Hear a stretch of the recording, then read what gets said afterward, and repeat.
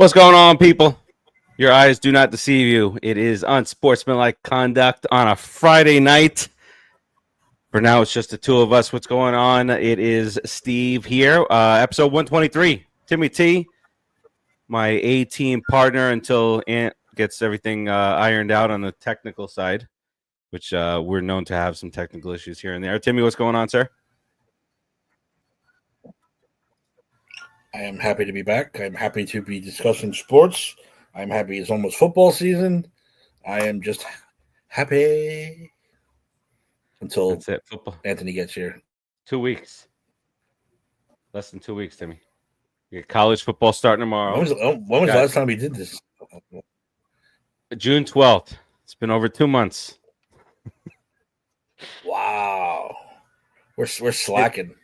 It's funny because you miss a week and then you're like, okay, let's reschedule next week. And then something pops up and can't make it. And then this person's out. And then I just go to look as I get the show going. And June 12th is the last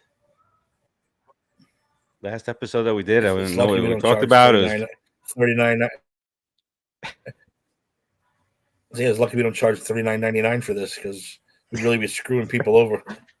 That's right, but yes, not that. I mean, that'd be a bargain for them. A little bit. This is premium content, Timmy. All right, so it's been a minute. So we got some things to talk about. A little baseball. Talks about realignment, Timmy. I don't know if you saw anything about that over the last few days. In the world of baseball, I hate it with a passion. I don't. But however, what's his name? Justin Verlander's brother, Ben Verlander, came up with one that I like. Well, I'm going to share that with you. But some of them have been just a disaster. Let me see which one I have here. Maybe I'll send it to you and we'll pop it up, or I'll pop it up, one or the other. I saved it too just for this show. I was like, no way should this ever happen. Yeah, this one. It was like a 2-team division. No, no. What are we gonna do with that? I don't know who did this one. But yeah, there's a 2-team division of Tampa Bay and the Marlins called the AL Southeast. Is that just to signify that they're not really part of baseball? Meanwhile, the AL Mid-Atlantic has 1, 2, 3, 4, 5 teams in them. Which it's like I don't understand this at all. No, I don't know. I don't have the credit for it. I'm gonna. You know what? Let me pop this up now.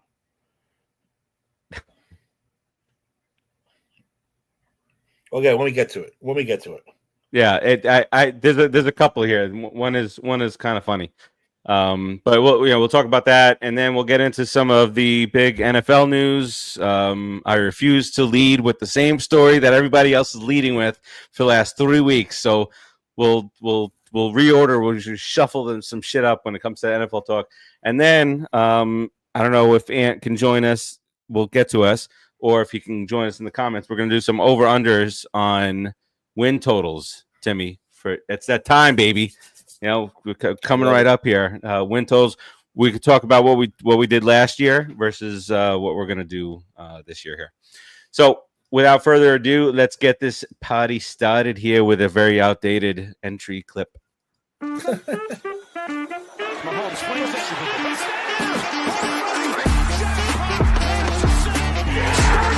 Los Angeles. Your Dodgers have won the World Series. Batter number 18 has been secured. Florida Panthers have won the Stanley Cup. Acknowledge me.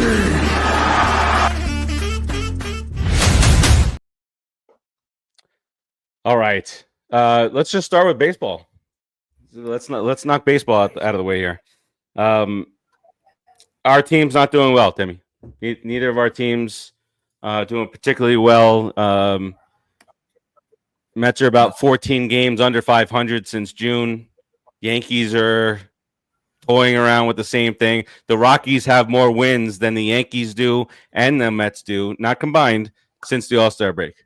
The Colorado Rockies. I want to.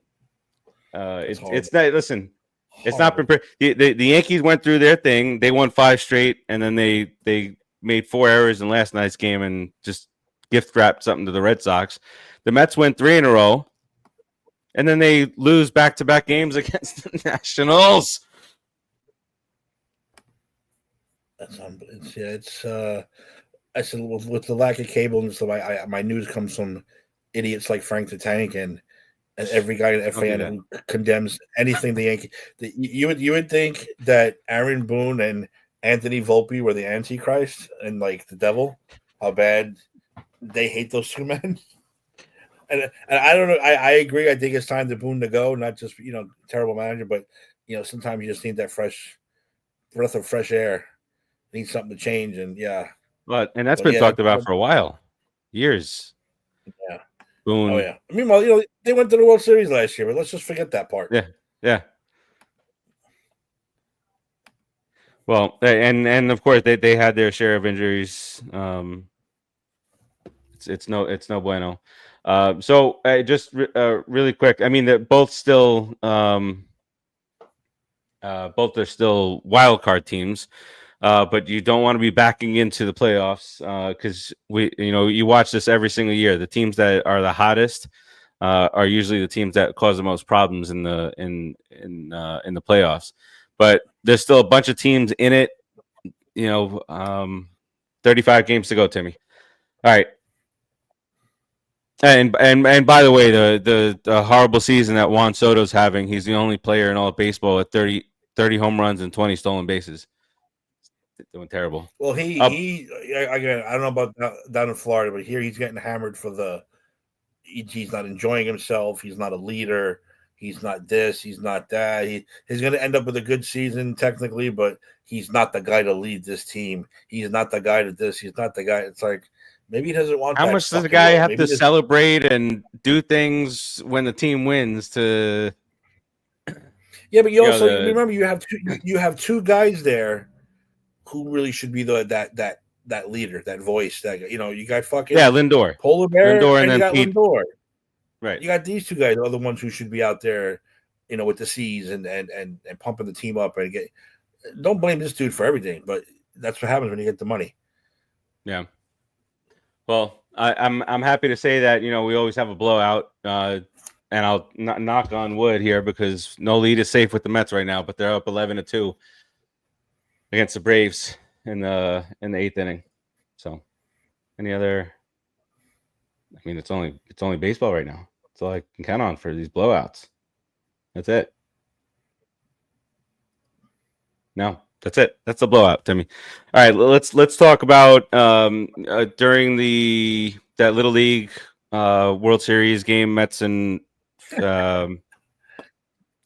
well, no, I mean at the site of the Little League World Series, Mets and the Mariners played there on Sunday night in Pennsylvania, and during the broadcast, the commish was on, and he talked about realignment to make it more geographical sense, less travel, all that stuff. Would be coming because expansion's coming. So expansion, looking at 2 additional teams. So this is the time he's saying it makes sense. I see that you have something up here. Let's see what this one is. Have they rumored who's getting the 2 teams? Yes, I'm guessing Vegas has to be one because they're just getting everything now. No, well, they're supposed to get the Athletics. Oakland. Oh, that's right. They're getting the 8s. That's right. So they're saying Nashville is almost a lock. Okay. And then they talked about Charlotte or Portland, but I think Charlotte is considered maybe ahead of Portland. Okay. Right now. That's interesting. But, Nashville, imagine a baseball stadium overlooking the city there, like Pittsburgh. Looks so nice. Yeah, that'd be pretty cool. Yeah. All right. I forget where I got. I don't know where the hell's my cursor. Okay, here. I don't know where this one came from. I'm trying to make it. If I can't make it bigger, though, how do you make it bigger? That's the one. I'm not. Oh, this says Fox. Anyway, if you can't read, I'll just freaking read because I know it's awfully small. So their divisions are the AL Northeast, which I mean, this would just be a nightmare. The Mets. That's the a Yankees, disaster. the First of all, Phillies, and the Red Sox. Timmy, I want come on, don't put us in the American League. The whole reason the Mets are a team is because they needed a National League team. What are we doing? Exactly, I agree. And is this the? And that's a nightmare division. What is? I'm assuming the Blue Jays are there too. Yeah. No, I think the Blue Jays are part of that other division with the 7-team division. Is it 17? I don't understand this. No, I think it's the Great Lakes, American League, Great Lakes, Minnesota, Milwaukee, Cleveland, Detroit. and the Blue Jays. Is that Detroit? Yeah, Detroit. Wait, no, Detroit. This is so confusing. I don't know. This is pink, and I think this is pink. I think the Blue Jays are in here. Either way, this sucks. It's supposed to be eight divisions, 4 teams each. Then how the hell look at down here, the AL Southeast, the Marlins and the Tampa. Who wants to watch that division? And then you got over here, which sucks because the Rangers and the Mets are never a division by themselves. Oh no, but KC and Colorado is going to be in that division. Yeah. Oh no, I see what they're doing. The Braves. Oh, the Braves are also in that division. I think that's Charlotte. Oh, okay, I get it now. Yeah, that's going to be the new expansion team. Yeah. Okay, so I get it now. So it's on this one they have Portland, under Seattle out there. Yeah. So they gave it to Portland instead of Nashville. All right, so this is 4. Okay, so that means the AL Mid League is 1, 2, 3, 4. Cleveland, Pittsburgh, Baltimore, and Washington. Right? Yes.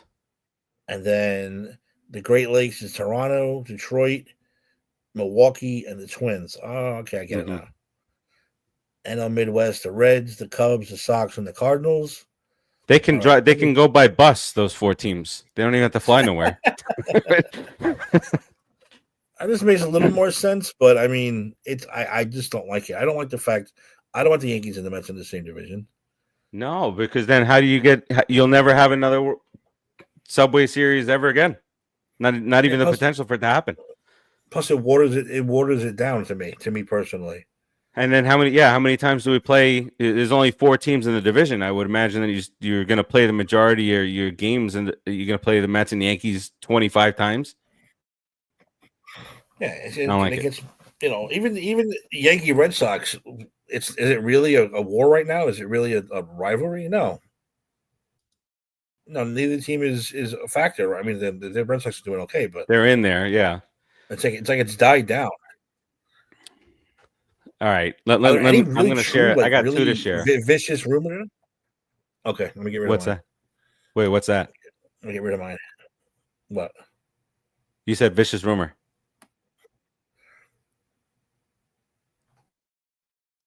Did I?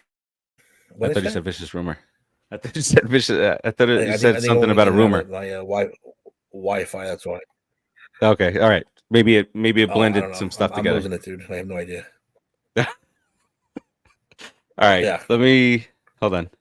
Let me share. It's been a while. Let me share here.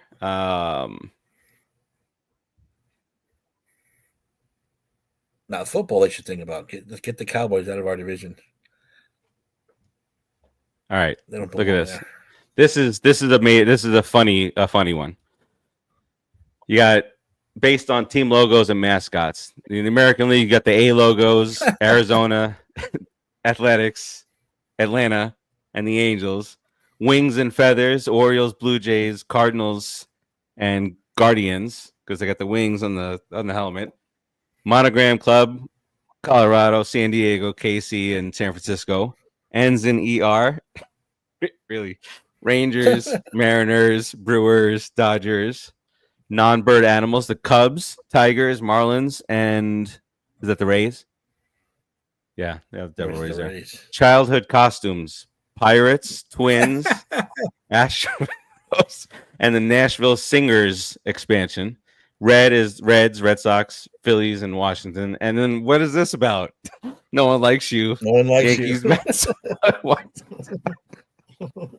White Sox, and then they put Oregon Trail expansion team. All right, but here's the one that I did want to show that I like. So this keeps American League and National League. Keeps most of the teams that were in both leagues. AL East is the Yankees, Red Sox, Orioles, Washington. AL North is Detroit, Cleveland, Blue Jays, and the White Sox. AL South, Texas, Houston, Kansas City, and Minnesota. Not really South, but the Braves used to be in the American League and the National League West. Remember that? American League West, the Mariners, Oakland, or Vegas, Colorado, and the A's. The Angels, sorry. National League East is the Braves, Phillies, Mets, and Pirates. National League North, Brewers, Cubs, St. Louis, and the Reds. NL South, Rays, Marlins, the Charlotte team, and the Nashville team. And then in the NL West, it's the Padres, Dodgers. That stays, actually, except for Colorado. Dodgers, Giants, and Arizona. Both expansion teams? Both expansion teams in the same division?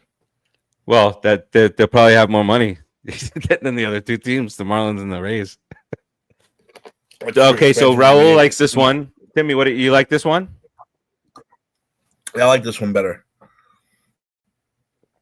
I like it a lot. But that whole I don't know, the Twins in the South bugs the shit out of me. Yeah, that bugs me too. What do we do with that? There's nothing to do. I'm trying to find someone. No, you can't even switch with anybody. Yeah, no, because you can't do. Yeah, it's kind of weird. How about you stick them in the National League and we'll swap them out with Memphis? No, yeah, but then it's National League South, and you gotta. Yeah.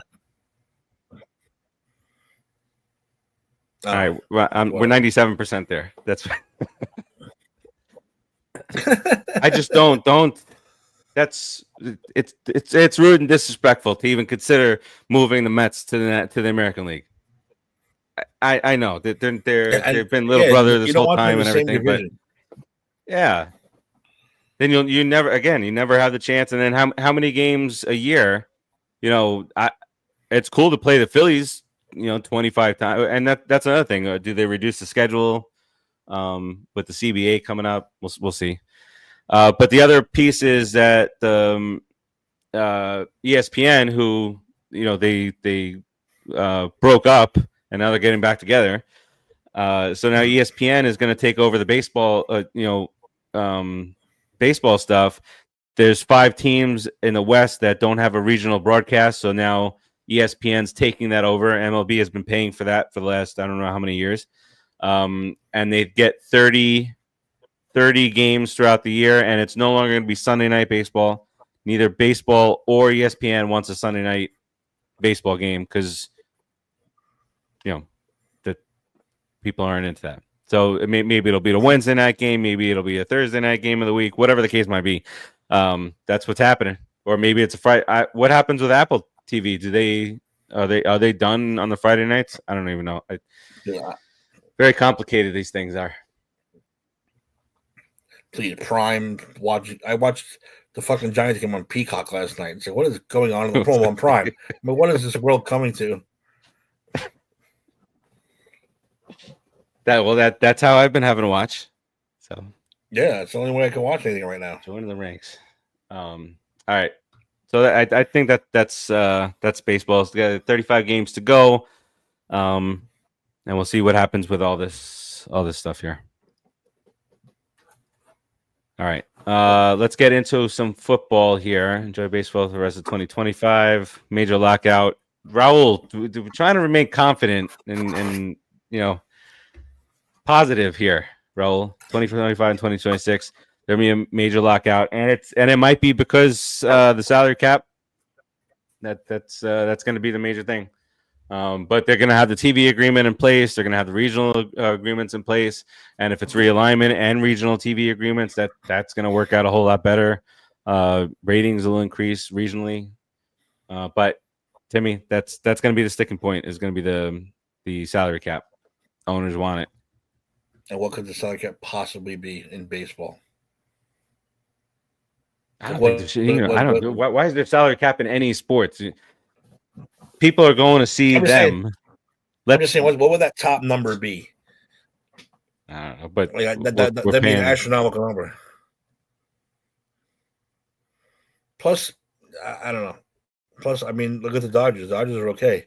They finagled it. They probably saw the cap coming and did all this fucking deferred money bullshit because they knew the cap was coming. It's the Mets. Yeah, it's the luck of the Mets. The baseball gods shining down on us as always. We finally get an owner that wants to spend all this money. Salary cap. We will not allow the Mets to spend billions of dollars. You shall not pass. That's crazy. I don't appreciate it at all. It's not going to work in baseball. It's just. I mean, I don't wish it was in football either, but it's not going to work. And I mean, any of them. Just for what reason? And then you're going to get into all this stuff with players. It's going to wind up like the NFL. You can get cut at any moment. Guaranteed money is going to be necessary. I don't know what's going to happen. There has to be a floor for teams to spend the minimum, in my opinion. Yeah. Talking to you, Marlins. Talking to you, Rays. Remember when the Marlins got in trouble for not spending any money? The collective bargaining money? They were just chilling. They're just taking the Yankees money, taking in the Dodgers money, the Red Sox money, and just being like, whatever. Yeah. Not spending any of it. There has to be a floor. Yeah, I agree with the floor. Apple TV is out of Friday night starting next season. All right. That's it. Dontrell Willis need to find a new gig. All right, let's get into football, sir. Thank God. Let's find it. First thing, and Raul, you might have heard about this too. I don't know if you've heard about it, Timmy. But have you heard just a little bit of college football? What Auburn did? So Auburn, I guess they went back and reviewed some of the national title games potentially that they were in, and decided, hey, we actually won that year. Oh, really? What? It includes the 1983 national championship against the Canes, right? Against the Canes, in which the Canes were up in a game. In the game, Auburn comes, battling back, and they score a touchdown to tie the game. And they said, no matter what, if we score a touchdown to tie the game, we're going to go for two. And so they did it. They didn't get it. Miami wins the game, but they're saying it's their national championship that should be recognized as such. Okay. But what math are we doing? That sets a nice precedence for every sport ever. I think it was like four of them. One was like 1914 or some shit. That's ridiculous. All right, so you know what? Off the top of my head, the Astros cheated. Do the Red Sox? The Red Sox say, "Hey, if not for that ball, we would have won." Yeah, Yankees were World Series champs that year, and Aaron Judge won the MVP. So, all right, I like it. Let's keep going with that. Raul agrees that the '83 national championship game should have gone to Auburn and not Miami. However, it didn't. You can't just say, "Hey, we're claiming it now." You just it's not a you don't climb a hill and plant your flag in there. But that also sets a precedent for every guy who ever lost on a Hail Mary or a walk-off or something. Oh, no, that was ours. Sorry. Hey, time out. Hail Mary shouldn't be counted. All right. Well, that's the bit of college football here. We have some news in the NFL to talk about. I'm not leading with that guy from that team. We'll talk about him second. But did you hear today? I think it was today. Eric Dickerson, Hall of Fame running back, comes out and says he knows for a fact that Shedeur Sanders was blackballed by the NFL. NFL told teams do not draft, and to teach him a lesson is what he's saying it was. And that when it was the Browns' turn, when they ultimately picked him, they were not going to pick him, and they got a phone call saying you're taking him now, and they said it was punishment for the Deshaun Watson contract. If you're into conspiracy theories, Eric Dickerson's the guy for you right now. That's a major conspiracy. Yep. Wow, that's interesting. That's what he's saying. He knows this for a fact too, which is what. Can you provide proof, or is this guy going to be, the next Epstein? He's going to disappear in the middle of the night. I think Roger Goodell's fixing him a cocktail right now. Making that call. If that's the case. Wow. That reminds me of I don't remember what game it was, but Mad Dog. We were talking about Mad Dog. He said he was doing a Mad About You segment. What am I mad about segment? And it was right in the middle, and he was like, and you know what? Goodell made a call. He made a call down to that field, and he told him, do this and do that. He's like, I know it. I can't even. Oh my god! That was even. Now I would say that he was blackballed a little bit, but I don't think it was like an NFL's telling him to do it. I think the team's just like, we don't want this headache. We don't need this headache. We don't want Deion Sanders hanging around. Yeah, we just don't want it. Because he was. I mean, look, the guy's a dick. It's not, it's just a dick. He's a special kind too. He's not like the most gifted athlete in the world kind of dick where you put up with it. He's just an idiot, that kid. Yeah. So I don't know. I could see one way it being true, but in the other ways, no. I don't see them. And they're calling the Browns and saying, now you have to take him. No. That's no. That's I want that to be true, though. I do. I kind of want it to be true. Like the Browns pick up the phone. Yeah, don't worry. We're not going to pick him. No, you're picking him this time. I don't want to pick him. No, you got to pick him. now you got a billion quarterbacks like the Giants do, with the old man leading them all. And they got what's his name from Pickett too, right? Yeah, we have enough quarterbacks, but there's only one I care about. Mr. Jackson. Stolen my heart. The only one that's stolen my heart. And stealing the hearts of everybody's all over the Giants right now. Every single time they bring up the Giants on ESPN, the first thing out of their mouth, the Giants are going to be a much better team than anybody thinks. And then eventually they fall back to the schedule. But the last week or so, guys like Chris Canty, other guys have come out and said, the defense is going to keep them in games. And if Jackson Dart or Russell Wilson, whoever's Russell Wilson start at the beginning of the year, can get any type of fluidity going to that offense, the Giants are going to be in all these games. And you see, now I'm getting there's some optimism there. And it's the last thing that we need, Tim.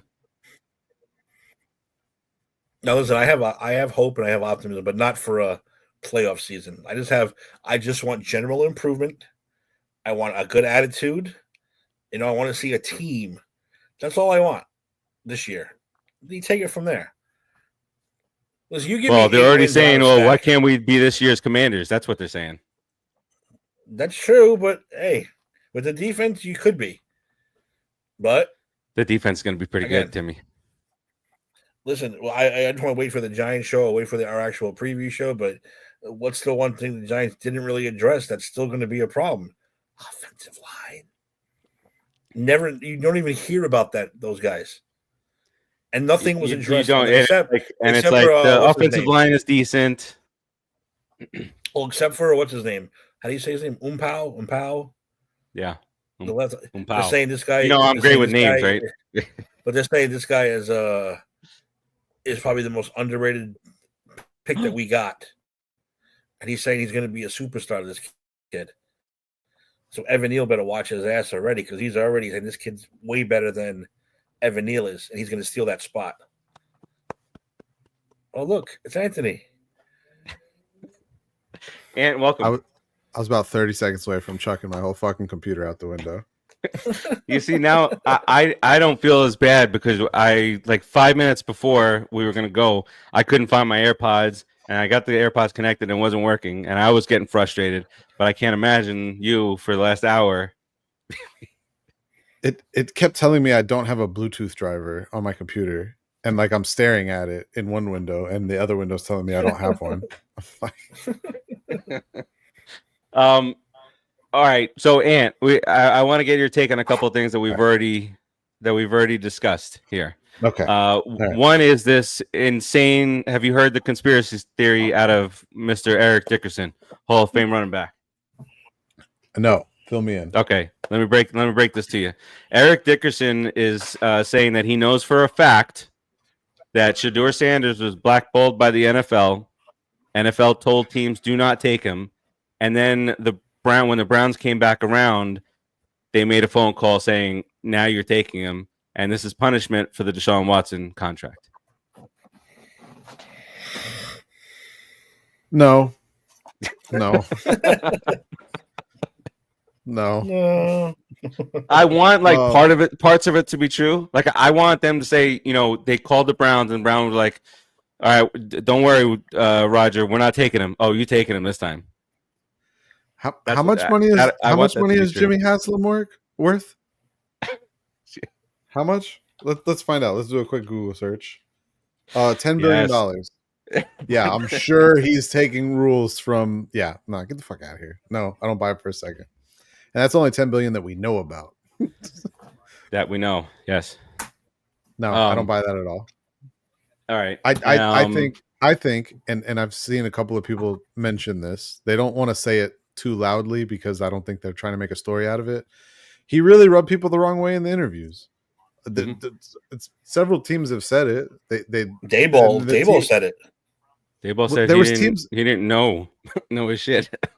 Yeah, and there were teams that he was outright refusing to meet with. So, I mean, and it's funny because I think there was only 3 teams. What was it when he was leaving one of the combine days? He had the hats tied to his book bag, and it was like a Saints hat, a Browns hat, and I forgot who the third team was. But yeah, and so he knew it wasn't going to be the Giants hat.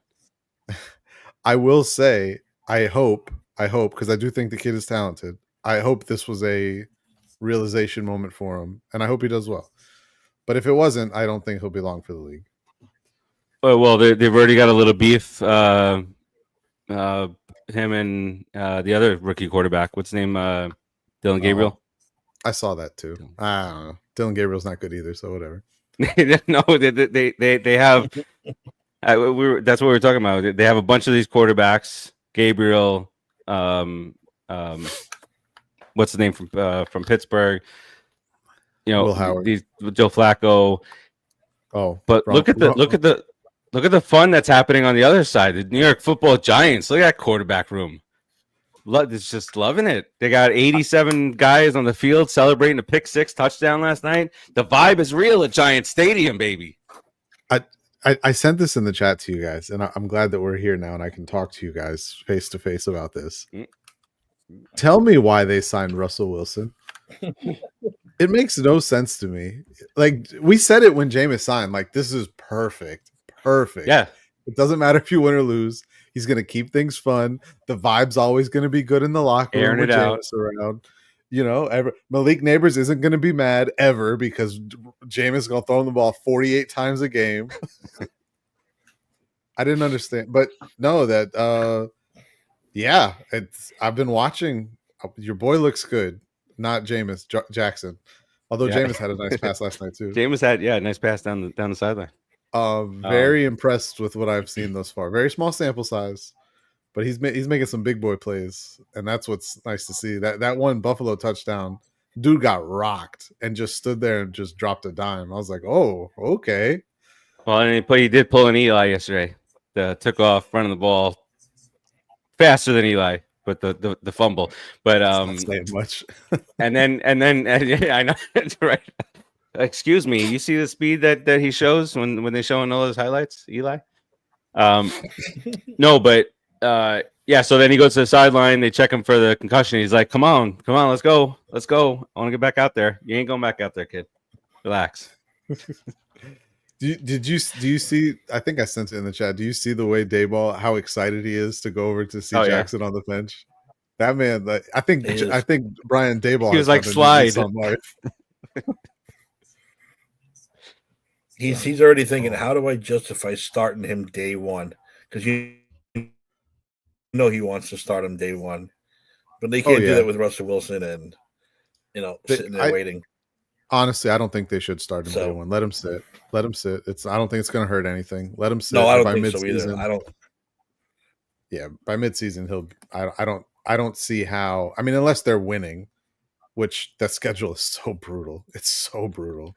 Yeah. So this I was just telling Timmy. They're sucking me in with all this positive talk now. Back like a month ago, they talked about how the Giants will be much improved and all this stuff, but they're probably going to win like 3 or 4 games because of the schedule. This week, it's more along the lines of that defense is going to keep you in games, and if the offense has any type of fluidity, Giants might win some games here. And they're talking about the Giants being this year's Commanders, and I'm like, guys, I can't deal with that right now. Like, let's all like settle down, because a few years ago, Tim and I were ecstatic that the Giants were in first place at 6-9. Okay, you remember that? I do. Like we were like, let's win the division, baby. I do remember that. Actually, yeah, with the division, 7 wins. Oh, by any means necessary. All right, so that's I wanted to get the Eric Dickerson thing out of the way because I didn't want to lead anything with the other guy from that team. But Micah Parsons, he's been the main picture on every ESPN show for the last 3 weeks. But now it's coming back again because the Jerry Jones is going on like his world tour and doing all his interviews all over the place and saying how his agent told him to stick the offer up his ass and all this stuff. Micah Parsons took that, so his Instagram and whatever social media now just says to be determined as far as his team. Oh God. So Jerry's played this game with people in the past. Did it with Dak, did it with Dez, did it with Ezekiel Elliott, we could go a lot further back than that. He plays this game with them. Emmitt Smith back in the day. He plays this game with them. He dogs them out in the media and then makes them the highest paid whatever for all time at their position, blah, blah, blah, blah, blah. I think he just finally came across a person. I don't think Micah Parsons ever wanted to be a Cowboy. Micah Parsons, and you guys won't like hearing this, I don't think he'll end up here. Micah Parsons, if you ever followed like his social media stuff, was an Eagles fan prior to. He's a Pennsylvania kid. So I know lately they've been hyping up, oh, he's actually a Steelers fan. Okay. It doesn't matter. I don't think he wants to be there. I don't think he wants to play there. I don't think he has any interest in dealing with this nonsense. I think he understands, like, no matter how many zeros Jerry puts on that check, everyone else will give him the same thing. No one else is going to be like, oh, we can't pay him that much money. They'll all pay him. He doesn't, like, if he doesn't want to be there, he won't be there. If they want to go ahead through this whole tag him twice thing, he's going to make it miserable for him. I think he's going to hold out into the season. I think he's going to push to get it was Saquon signed it a couple years ago where they tag you, but as part of the tag, they can't tag you again. He's going to push for that clause. And if they don't give it to him, he'll sit out the maximum time he's allowed.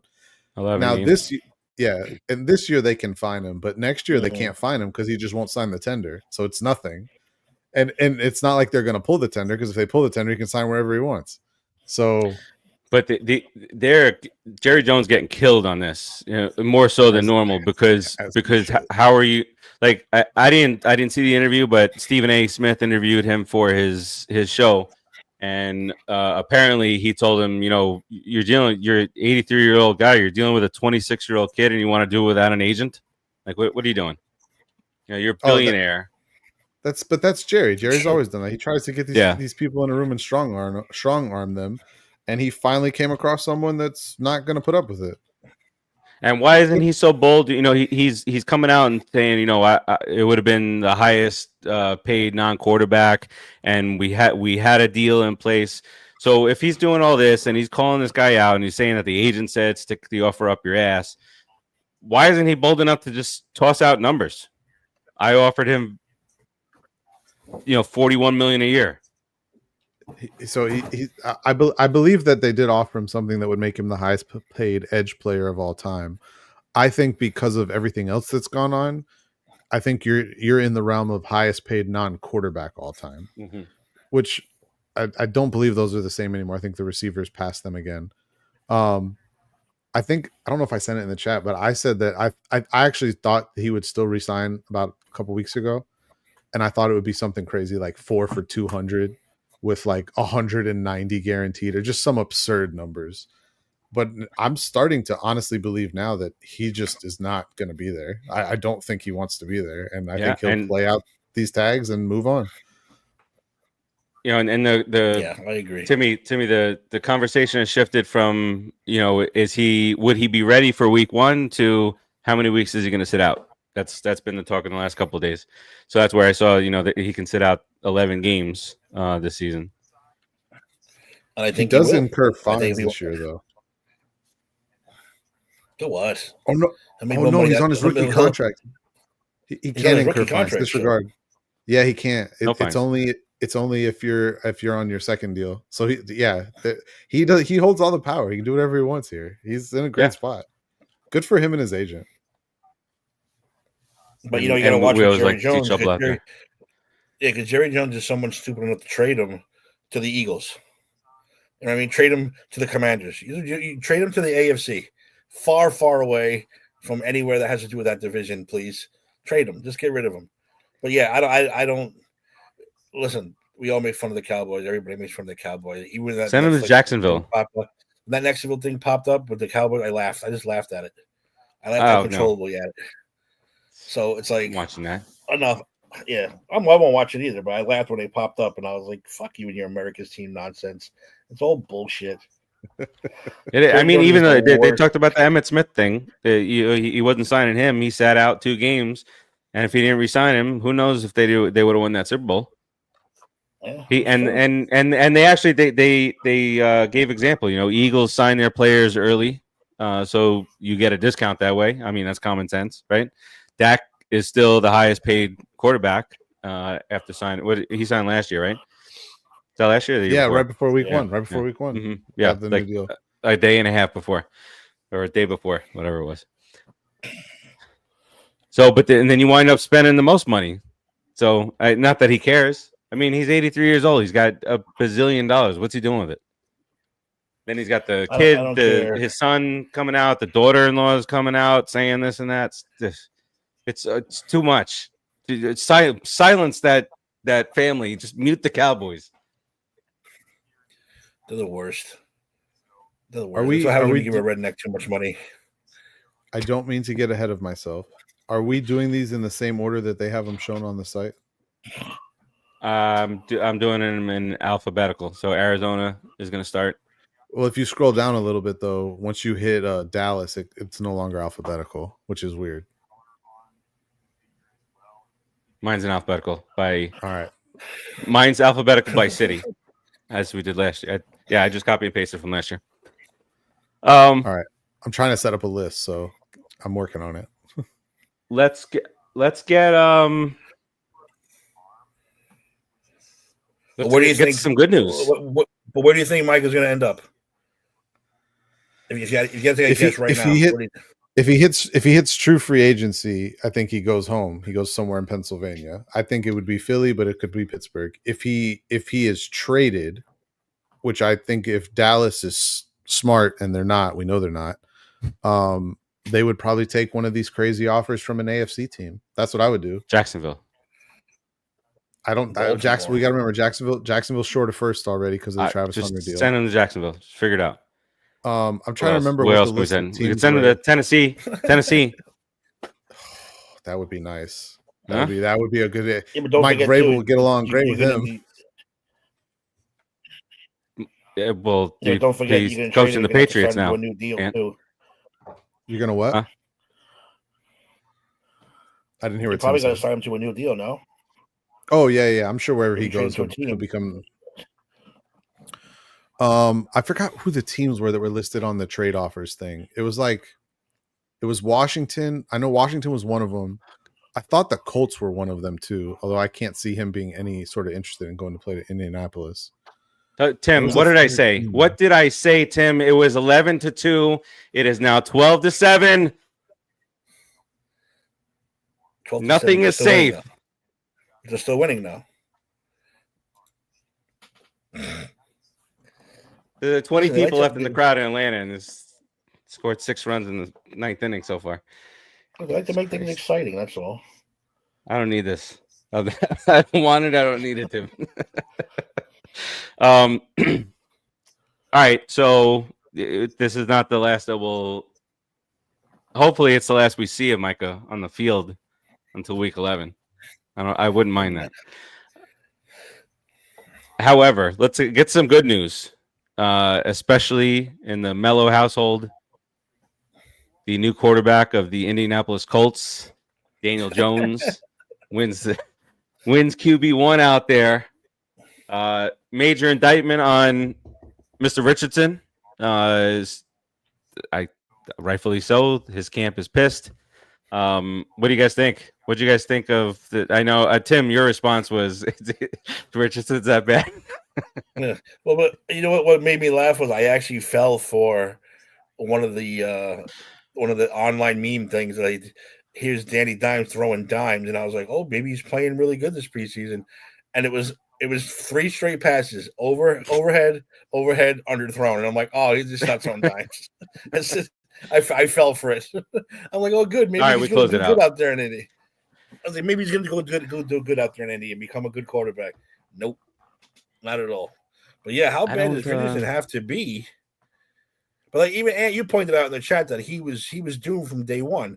And I said, Daniel Jones, you got 2 guys who I think were both in the same camp, doomed from day one. No offensive support, no receiving support, no offensive line, and just a juggling of coaches who didn't know what the fuck they're doing. So I think both these guys are in the same goddamn boat. It's a shame because when they drafted Richardson, I believe Steichen was already there, and I actually was of the belief that Steichen was going to be a great coach for him. And clearly I was very wrong about Shane Steichen because I think he's done a terrible job with the Colts over the last handful of years. And that's not even just talking about the Anthony Richardson debacle. It's everything else too. I'm dumbfounded by what that team has turned into. Because I mean, what were we talking? 5 years ago, we were talking about a team that had one of the best offensive lines in football, a real up and coming super stud at running back in Jonathan Taylor. I don't agree with that, but we'll cover that in the over-unders. Raul, that's I don't feel like you're being nice to Daniel Jones here. What are you doing? What's going on? Daniel Jones did nothing but try, okay? 17, offensive coordinators, 43 coaches, 73 offensive linemen that can't block. Worst offensive line for 3 straight years. No receivers. And a playoff victory, baby. And that's what Mello could never understand. We weren't sticking up for the guy as far as like, oh my God, he's the greatest quarterback of all time. Mm-hmm. We were just saying we're never going to see his true potential because they fucking ruined the poor guy. That's all I was saying. I stand by the fact that I think Anthony Richardson, and I'm going to throw Trey Lance into this conversation as well, in a better situation with a coach that's willing to give them the leash and let them go out there and play. And of course, maybe a little bit of injury luck going their way. I think both of them would be capable starting quarterbacks in the NFL today. And neither one of them are starters now. And both were top 5 picks. So I'm guessing Raul is not of the idea that some people are saying, why can't Daniel Jones become this year's Sam Darnold? Shane Steichen is not Kevin O'Connell. But he heard Kevin O'Connell for a little bit last year. Maybe he took notes. I actually thought, and there was rumors there for a little while, that Minnesota actually tried to keep him to be the guy behind oh God, I can't remember the rookie. What the hell's his name? McCarthy. JJ McCarthy. Thank you. Yep. There was rumors that they were trying to sign him, but the price just got too high. A team like Indy just drove the price up, and they said sorry. But what was the? I mean, That's what weird. do you get? 14 million? I thought it was like 18, wasn't it? Or maybe it was 14, and like incentives can push it to 18. Yeah, maybe. I don't remember exactly. It was more than I thought he would get, so I was kind of surprised by that. So Raul is saying that the Giants help out Indy inadvertently get another Manning. He's not coming out this year. I actually believe it now. I didn't believe it until recently, but I don't think he's coming out this year. Oh, he's doing his full 4 years. He said he's not coming out. I think a minute before. I think there's one scenario in which he comes out. If the Saints have the first pick, I think he might come out. He's the favorite to be the number 1 pick as of right now. Yeah. But so is Shedeur Sanders in November. In December. It means nothing this early. When did that turn around? Do you guys remember? Shedeur was after the season. After the season. Oh, it was after. It was like it was like was it after? wasn't it like It was either after the season or late It was in the bowl combine, season. I think. Because Cam Ward wasn't even a projected I first thought it round was the pick going into combine. last season. I think there was still talk of like maybe Shedeur could go first, but I'm not sure which part. Oh, he's talking about Arch. Yeah, I don't think he comes out, and I think. But then the NFL called and they said, "Don't take Shedeur." Who's it? Eric Dickerson. You said Eric Dickerson's gonna give Arch a call, and it's gonna change it all. So that's the stupidest thing I've heard. That's so bad. Did you see Peyton's kid throwing balls to Justin Jefferson? Yes, I did. I laughed because he threw the ball like, oh, look at Peyton's kid throwing dimes to Jefferson. No, he threw it over his head, stupid, and Justin Jefferson just caught the ball because he's Justin Jefferson. I think not really related, but I think it's somewhat poetic that the only Manning brother who was unable to play in the NFL due to injuries has a son that's going to carry on the Manning quarterback legacy. I think that's just there's like a poetic thing to that. Like the two brothers had their success. Too. He wasn't even a quarterback. Manning was He was a wide receiver too. So that makes it better. That's what I believe. I believe that. I believe if the Saints have the first pick, I think that's your chance of getting him to come out, is if the Saints pick first, and he can go play for the team that his grandfather played for in New Orleans. He can be the savior to their franchise because good Lord, do they need one. What is better than Eli Manning taking Jameis Winston around Manhattan, around the city, going to Madame Two Saints? You see that? Went out in front. Yeah, that was good. See, now I'm a guy. I will throw out an apology too because I didn't want. When they signed Jameis Winston, I was like, why? I don't want him as our quarterback, but as a cheerleader. And as a sideline guy, I love him. I absolutely love him. He's fantastic. I was happy with it. I was excited about it because I just thought he was going to be the gunslinger that doesn't give a shit. It'll at least make the games more exciting while whoever we pick for quarterback gets warmed up in the oven. But he's come a long way since stealing the lobster tails, crab legs, or whatever it was in public. Yeah.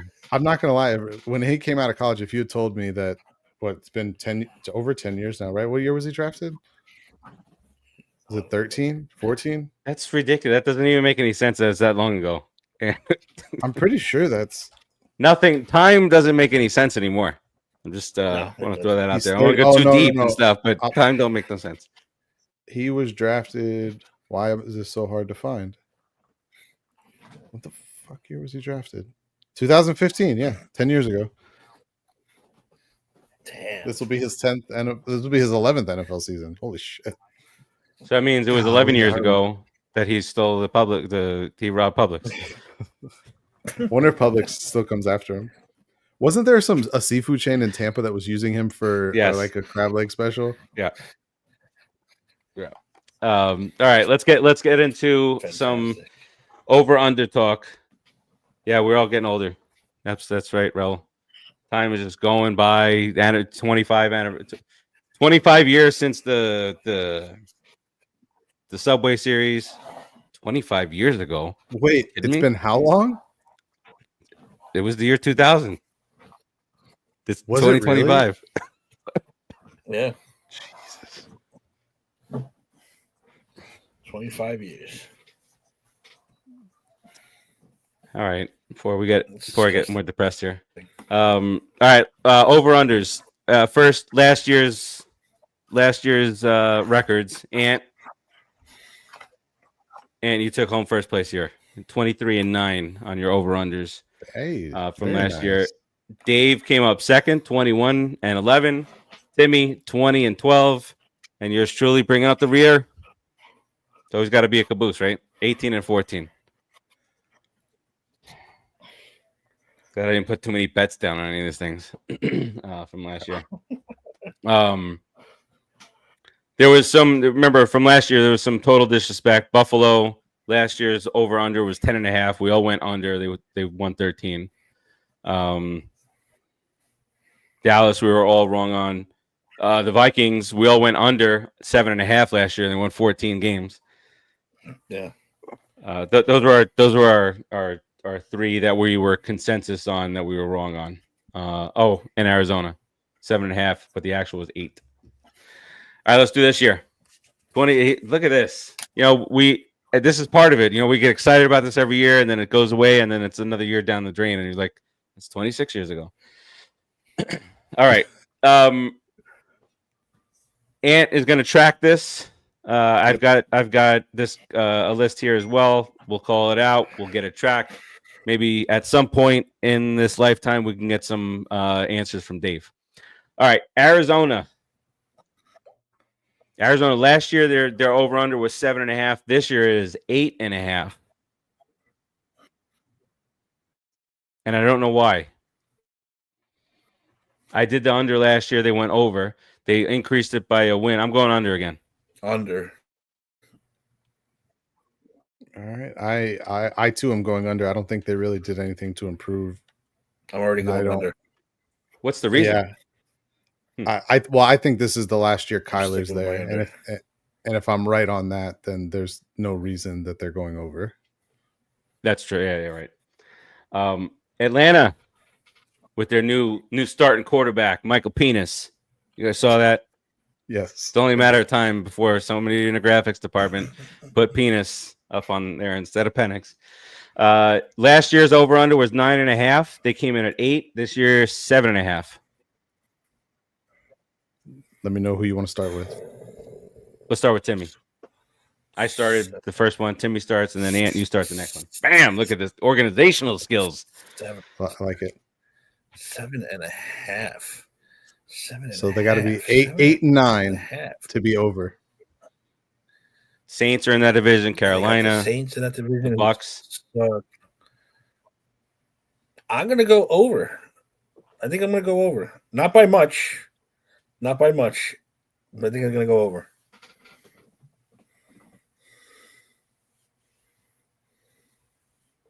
Ant? Am I going next? That's it. I'm with Tim. I think that they're better than they were last year, and I think a full year of Penix won't be a bad thing. I'm not saying he's going to be great. I'm just saying it won't be a bad thing. So I'll take the over. I think 8 and 9, 9 and 8. That seems ballpark right about right to me. So I'm in with 8 wins. I take the over. Slim in the over there. All right, next up, Baltimore. Last year, 10.5. Their actual was 12. We all got that right. Congrats, guys. We all got Atlanta right too, on the under from 9.5 last year. Baltimore this year is 11.5. I think they're your 1 seed in the AFC. I'm taking over. Not saying I think they win the AFC, but I think that's your AFC 1 seed right there. I'm going over too. Me too. Over. Little 13 win action, something like that. We are in lockstep so far. Look at that. If Mello was here, he'd be putting some cracks in our concrete here. Buffalo Bills last year, their over-under was 10.5. We all went the under. Screw you guys. This is the year. They won 13 games. 11.5. I'm going to go with the over. Going to go with the Buffalo Bills in the over here. Timmy? I'm going over also. Over. I am also going over. I think over. that division might be complete ass. Actually, the Patriots could finish second in that division, and they're like wait till we wait. I don't know if you see it yet, but let's wait till you get. Spoiler alert! Spoiler alert! I mean, that's the Patriots one is like. I think Raul's locked up with us too. Yeah, over here. All right. Next up, the Panthers, Carolina Panthers. Last year, 5.5 was their over under. We all went under. We all correct. 5 wins for the Carolina Panthers last year, and this year, 6.5. 6.5. Timmy, Under. what do you think? Timmy, that's you. Under. Oh, we're gonna break the streak. Wait, what's his name? What's the 90-year-old wide receiver there now that used to play for Minnesota? Adam Thielen. Yeah, they're trying to get him back in a trade. I saw. Minnesota is all their receivers are banged up. Yep. All right. Ant, what you got? I'm going over. Obviously, you're gonna go over. I think that they are building on Bryce Young's solid end to last season. Gave him a legitimate number 1 receiver. I think they're going over. I don't know that the defense will be very good, but I think the offense will be much improved. I am going to go over also, but slightly like a 7-win team. Yep, that's about what I think. Oh, man. Does that mean I have to start with Chicago? No. That'll be me. Tim started with what? I did Buffalo? I started Buffalo. Yeah, you did Buffalo, so it is me. Yeah, I did Charlotte. Charlotte. Yeah. Throw me off with Charlotte. Carolina. We were just talking about baseball expansion. That's why. Upside down. That's all the same shit. All right, who's next? That would be me. Chicago. 8.5 last year. They got five victories last year. Their over under remains the same, 8.5. Ant? I'm going under. I've watched Caleb this preseason, and I know preseason is preseason. I'm starting to be extremely concerned with his pocket awareness, his decision making, and I don't like it. And if he's not good, I don't think they have a chance of being good. So I don't think the defense is good enough to carry them. So, I mean, I think the defense will be good, but I don't think it's like that level of good. So I'm going under. Yeah, I think that, like you said, the defense is good. They're going to get worn down because Caleb's going to turn the ball over a lot or have a lot of quick 3 and outs, or they run the ball on first down, get 2 yards, and then you left Caleb get the next 8 yards, and it's just not working out. I'm going under. I don't like saying that because I truly do believe Ben Johnson is a great offensive mind, but I was watching that game today and I saw twice where he had a clean pocket, and one time he ran into a sack, and the other time he just threw an awful ball and he wasn't under pressure. Like I was trying to figure out. I'm like, what is he doing? Like, did I miss? I know what he's doing.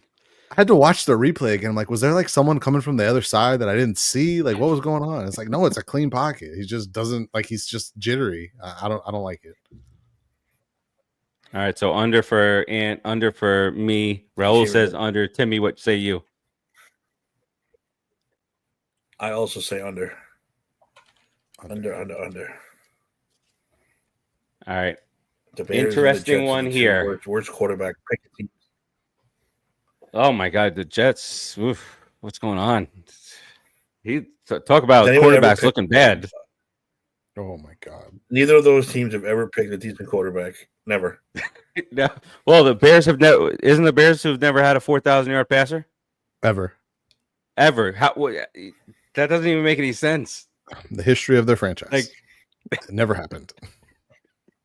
Like even like you see some of the names out there that might have accidentally done it. Like what was the cigarette guy's name? Jim McMahon. Oh, Jim McMahon. Yeah. I didn't talk But Jay Cutler. Cutler. Oh, Jay Cutler. What about Kyle Orton? Give me a little Kyle Orton back there. What was funny too All about right. Jay Cutler is he was actually good for them, but I think what was it? His last 4,000-yard season, it was in Chicago or in Denver, right? He threw for he throws Yeah. for 4,500 his last year in Denver, and then he goes to Chicago and he doesn't sniff it again. He came close one year, and yeah, it was just it's That's actually really funny one of the to most see. insane stats in sports. All right, here comes a very interesting one. Timmy, guy who's near and dear to our hearts, the Bengals. Last year, 10.5. Their defense sucked giant donkey balls last year, and they will likely continue sucking giant donkey balls this year. They won 9 games last year. They could have made the playoffs, except for they needed a bunch of help that they didn't get that last game of the year, or whatever it was. This year it is 9.5. Joe Burrow's out there in preseason scrambling 20 yards and getting crushed out there. What is he doing? Just get down. Don't hurt yourself, because you're going to need to put up 45 points a game to win some games this year. Whose turn is it? Me? Damn. I don't know how they get to this win total with that defense. I'm gonna go under. Like 9 though. It's not Joe Burrow. I mean, what are you gonna do with No, I agree with you, but I'm gonna have faith. I'm gonna have Didn't faith. he what 9 touchdowns in 2 games against the Ravens and he lost them both? Correct. Yeah, lost them both. Poor guy. I'm still gonna go. That was another I'm still big gonna go topic over. this week. Is Barely. Bengals are wasting his years. All right. Did you say barely over? So that's 10 wins. Barely I'm over. going to say barely under, probably about 9 wins. Ant? I'm going under. Hmm. It pains me to say that, but I am going under. I think the defense somehow got worse. And it has a chance to get even worse than it already is if they don't do something with Trey Hendrickson. And I don't like it. The offensive line doesn't look good. The defense is bad. I love Joe. I just and hope the they don't weapons are get great. Burrow hurt again. That's my fear right now, is that he's going to get hurt. Mm-hmm. Timmy, that last sip of the Arizona made me want some Arizona. It could have been a commercial. Very good. Snapple. Snapple. Sorry. Snapple. Wait, Get what it right flavor in case- Snapple? In case they're watching. They're watching. Arizona just said they're going to continue the 99-cent The bottle. lemonade. They're hanging on. Zero Lemonade or I like lemon tea? I like peach. Tea, iced tea. Is it the lemon flavored one though? Yeah, this is the only one I like. The lemon flavored one. Yeah, the lemon tea. That one's just pretty fire. That's right. Yep. I only drink zero sugar diet Snapple. Their zero sugar ones are actually really good. I'm not gonna lie. I had one They the are. other day. I was pleasantly surprised. I like Gatorade Zero. Gatorade Zero is good. I do like Gatorade Zero. I'm not gonna lie. I'm really come around on Coke Zero. Nah, I'm not a Coke guy. I like Pepsi Max. Pepsi Max will do it for me. Pepsi Max is good. No. If I have a diet drink, I prefer Diet Pepsi to Diet Coke. I have over here. I have Pepsi In this household. Zero Cherry, and it's pretty damn good. I never got into Zero. cherry. I never got into those orange and cherry vanilla flavored. No. No, I just like That's cherry. right. That's it. I don't. Remember a crystal clear Pepsi? Yeah. Oh, that was so Now, weird. now we're aging the hell out of each other. No, but this thing, I get the big ones because I could literally. I feel like I'm taking a sip and then half the bottle's gone, and I'm like, "What did I just do?" Especially right before bed. I can't be doing this right before bed. Those are my sips too. I'll be up 10 times. Yeah. I'm gonna leave the empty bottle next to the bed, so I don't have to get out of bed. Just piss right back into the bottle. There you go. Just Recycle, baby. All right. Next up, Cleveland. Last year, their over/under was 8.5, and the only one who took the bait on that was Mello. He's the only one who went over on that, and they wound up with 3 victories. This year, with Joe Flacco starting your season off, their over/under is 4.5. Four. Under I for could Timmy. actually see them. I can actually wait. I can actually see them winning 5 games though. 4 is low. Well, that's a tricky one. Want to? I'm going to take a look at their schedule real quick here. Let's I was do a about real to quick. say, if we have a tough one, we should pull up the schedule. Let's run it down real quick, Timmy. You count it out in your head. Week 1, they're playing at home against the Bengals. That's a loss. The Bengals suck the first 2 weeks. You never know it. But is it? The Bengals never win week 1. That's what I'm saying. You know they're 1-11. 1-11 the last 6 years in the first 2 weeks of the year. Oh, Really? How can they be 1-11 in 6 years? I thought you were talking about just week 1. No. That's really just bad. the first 2 games of the year, making them ill prepared for the year. All right, so that's the Bengals. Then they go to Baltimore. God. Then they're home for Green Bay. Then they're at Detroit. Loss. Jesus Christ. Then they're home to play the Vikings. Even if we give them the first week, there's still 3 straight, right? So they're 1-3. The Vikings, where Vikings at home Cleveland. No, in Cleveland. I still say it's a loss. At Pittsburgh. Loss. Home for Miami. That they could win that one. Let's be real. They could win that game. They could win that game. I'm going loss. There you go, loss. At New England. Loss. At the Jets. That's a winnable game. That could be their first win of the year. If they lose to Cleveland. I mean, if you look at this though, look at how many games is that we just went through. Was that 1, 10. 2, 3, 4, 10 games? We gave them 3 games we think could be wins.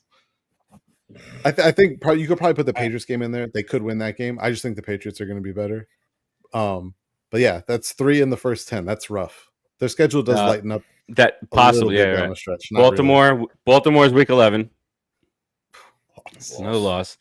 At the Raiders. That's possible. You never know. Possible. At home against the 49ers. That's a loss. At home against the Tennessee Titans.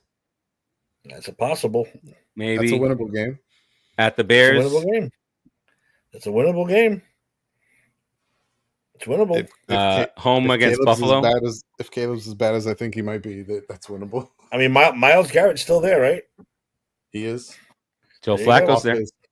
Fresh $40 million a year extension. Then they finish off with home against Buffalo, home against Pittsburgh, and then at the Bengals. Listen, I don't care. I'm sticking with my first opinion. Just because of possible wins, I'm going to stick with over. Over. I'm going to gamble. Oh, I'm going to gamble on the Browns. Who was the slightly over, Raul? Was that for the Browns? 4, right? 4.5. 4.5. 4.5. So they I got to can see win them 5. winning 5 games. 4 games, 5 games. Yeah, I can see them. You never know. How many teams on this one? How many teams won less than 5 games last season? Was it 3? Less than 5 was Cleveland, Jacksonville, Vegas, Patriots, Giants, Titans. None of those teams won more than 5 games? 3 for the Titans, Giants 3, Vegas Patriots 4, Jacksonville 4, Cleveland 3, and then a bunch of teams with 5. Carolina, Chicago, Saints, Jets, all with 5 wins. I really want to give them over because 4.5 feels low. I believe they're the lowest. Yeah, they are the lowest over-under right now, which I don't know that they deserve that. I just can't see Myles Garrett letting them. I'm going to go under. My gut says under. I'm going to go under. I'm going slightly under. I'm going 4. 4 wins. That's a brutal schedule. All right, next up, our favorite team to hate, Dallas Cowboys.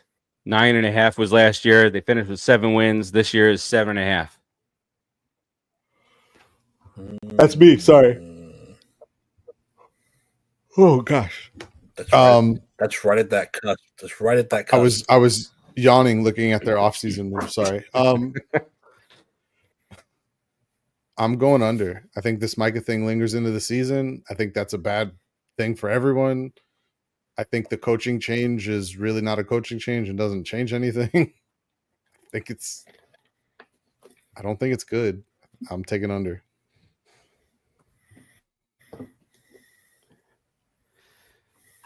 See, I would take the under, but for some reason, Dak and these guys, if healthy, they always have good regular seasons. To get to 8 wins, I'm going to go with the over. I am going to go under. I want to see them at 7 again. The 7.5, you said, right? Yes, sir. So I'm saying they're going to get 7. Raul said under also. I'm the only one that went over. It's not a good thing when you bring out the rear from last year to be the guy who doesn't go with the flow here. Next up, this one's a big jump from last year. Denver, last year's over under was 5.5. They won 10 games. This year their over under is 9.5. That's you. 9.5. That is Boss me. Man. I think that division is going to be really interesting. I'm going to go with the over. Going to give them a 10-win season. Timmy? I'm going over also. I think they're vastly improved. And I think the division sucks. Little Bo Nix I action. think KC's taking a step back, so. I, too, am going over with Denver. I loved their offseason, and I believe in Sean Payton. Thought you were going to say you believe in Bo Nix, bro. I believe in Bo Nix while he's playing for Sean Payton. Raul says over also. Next up, the Detroit Lions. Over under last year was 10.5. They obviously surpassed that at 15. The only one to go the under was Dave, hater on the Lions. Mellow. And this year it goes right back to 10.5. Timmy, 10.5 for the Detroit Lions.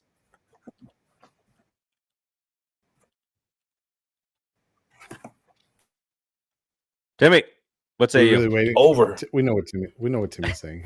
Over. I wanted to make sure, we got to get official They can on, pull off on the record. actual check. Can you hear me? Yeah. You don't hear me? Hello? Yes. We hear you. You don't hear me? Yes. I already said it. I said I'm definitely going over 10. Definitely going over 10. Over. I think we're all over. Yes. Yeah. Raul goes in the over 2 in the chat. Next up, same division. A little west out there to Green Bay, Wisconsin. 9.5 was their win total over under last year. They won 11 games last year. 9.5 is their win total again this year. Ant? Oh, I have to start with believe Green Bay? in love. Oh, I do, but I'm still How going much? under. I'm still going under. I wasn't crazy about their offseason. They needed a number 1 receiver, and instead they drafted 3 more number 2s / number 3s. I just don't feel they fixed any of their problems. And they were good last year, but I think Minnesota and Detroit are as good, if not better, than last year. So Detroit may be a little worse, but Well, I mean, tough to do. It's all- back to it's all- back 15-win teams. yeah. I don't think they'd do that again, but 13 seems very reasonable. I'm going slightly over. Going 10 wins Who for the is this Packers. again? Green Bay Packers. Yeah, I go over 2. You have to. You got the cheesehead, Timmy. So you can't go under. Can't do it. Over slightly, says Raul. Yeah, the 10-win team. Next up, Houston. Houston, 9.5 from last year was the over-under. 10 was their actual, and their over-under stays the same this year. 9.5. Very lazy, Vegas. Very lazy. 9.5. Who starts with this one?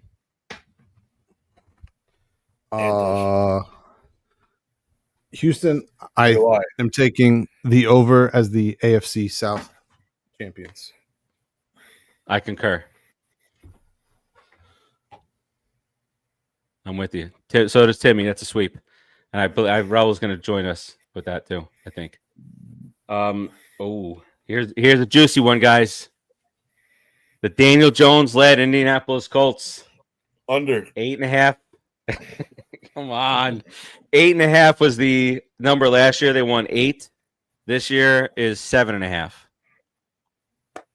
Under. Yeah. I'm rooting for the over.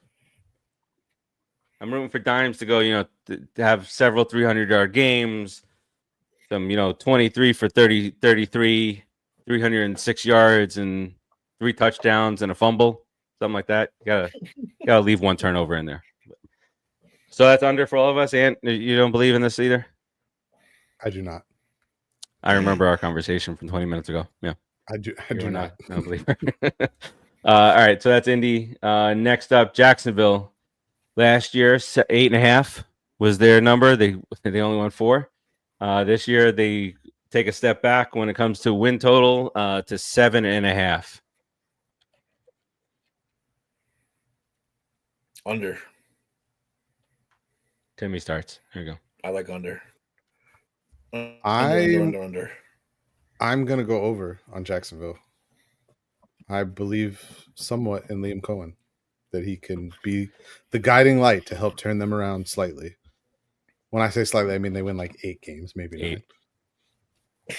I'm going to go with the under. Trevor Lawrence, not doing it. It's not working out.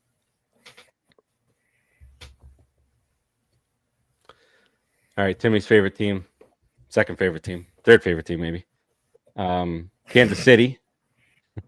11.5 was their number last year. They won 15. Where am I at here? Did I lose my whole spot here? They won 15. This year, that number remains the same, 11.5. Ant, what you think? It's weird because I actually think their offense could be a lot better than last year, especially if Rashee Rice is healthy and Xavier Worthy is being used the whole season. Mm-hmm. I'm just, my gut tells me under. I think Denver's improved. I think the Chargers are improved. I think the Raiders are improved. I think the division's a lot tougher. I lost some volume on you. Wait. There you go. Hello? Yeah, you're Can better. you hear me? Yeah. Sorry. Yeah, Right. I'm going under though. I just I feel like the division's a lot tougher. They're gonna have a tough schedule, and what were they, 11-1 in 1-score games last year? That's almost impossible to replicate. I still think they win probably like 10, but it's However, if a team is gonna replicate it, it's gonna be the Kansas City Chiefs, and for that reason, I'm taking the over.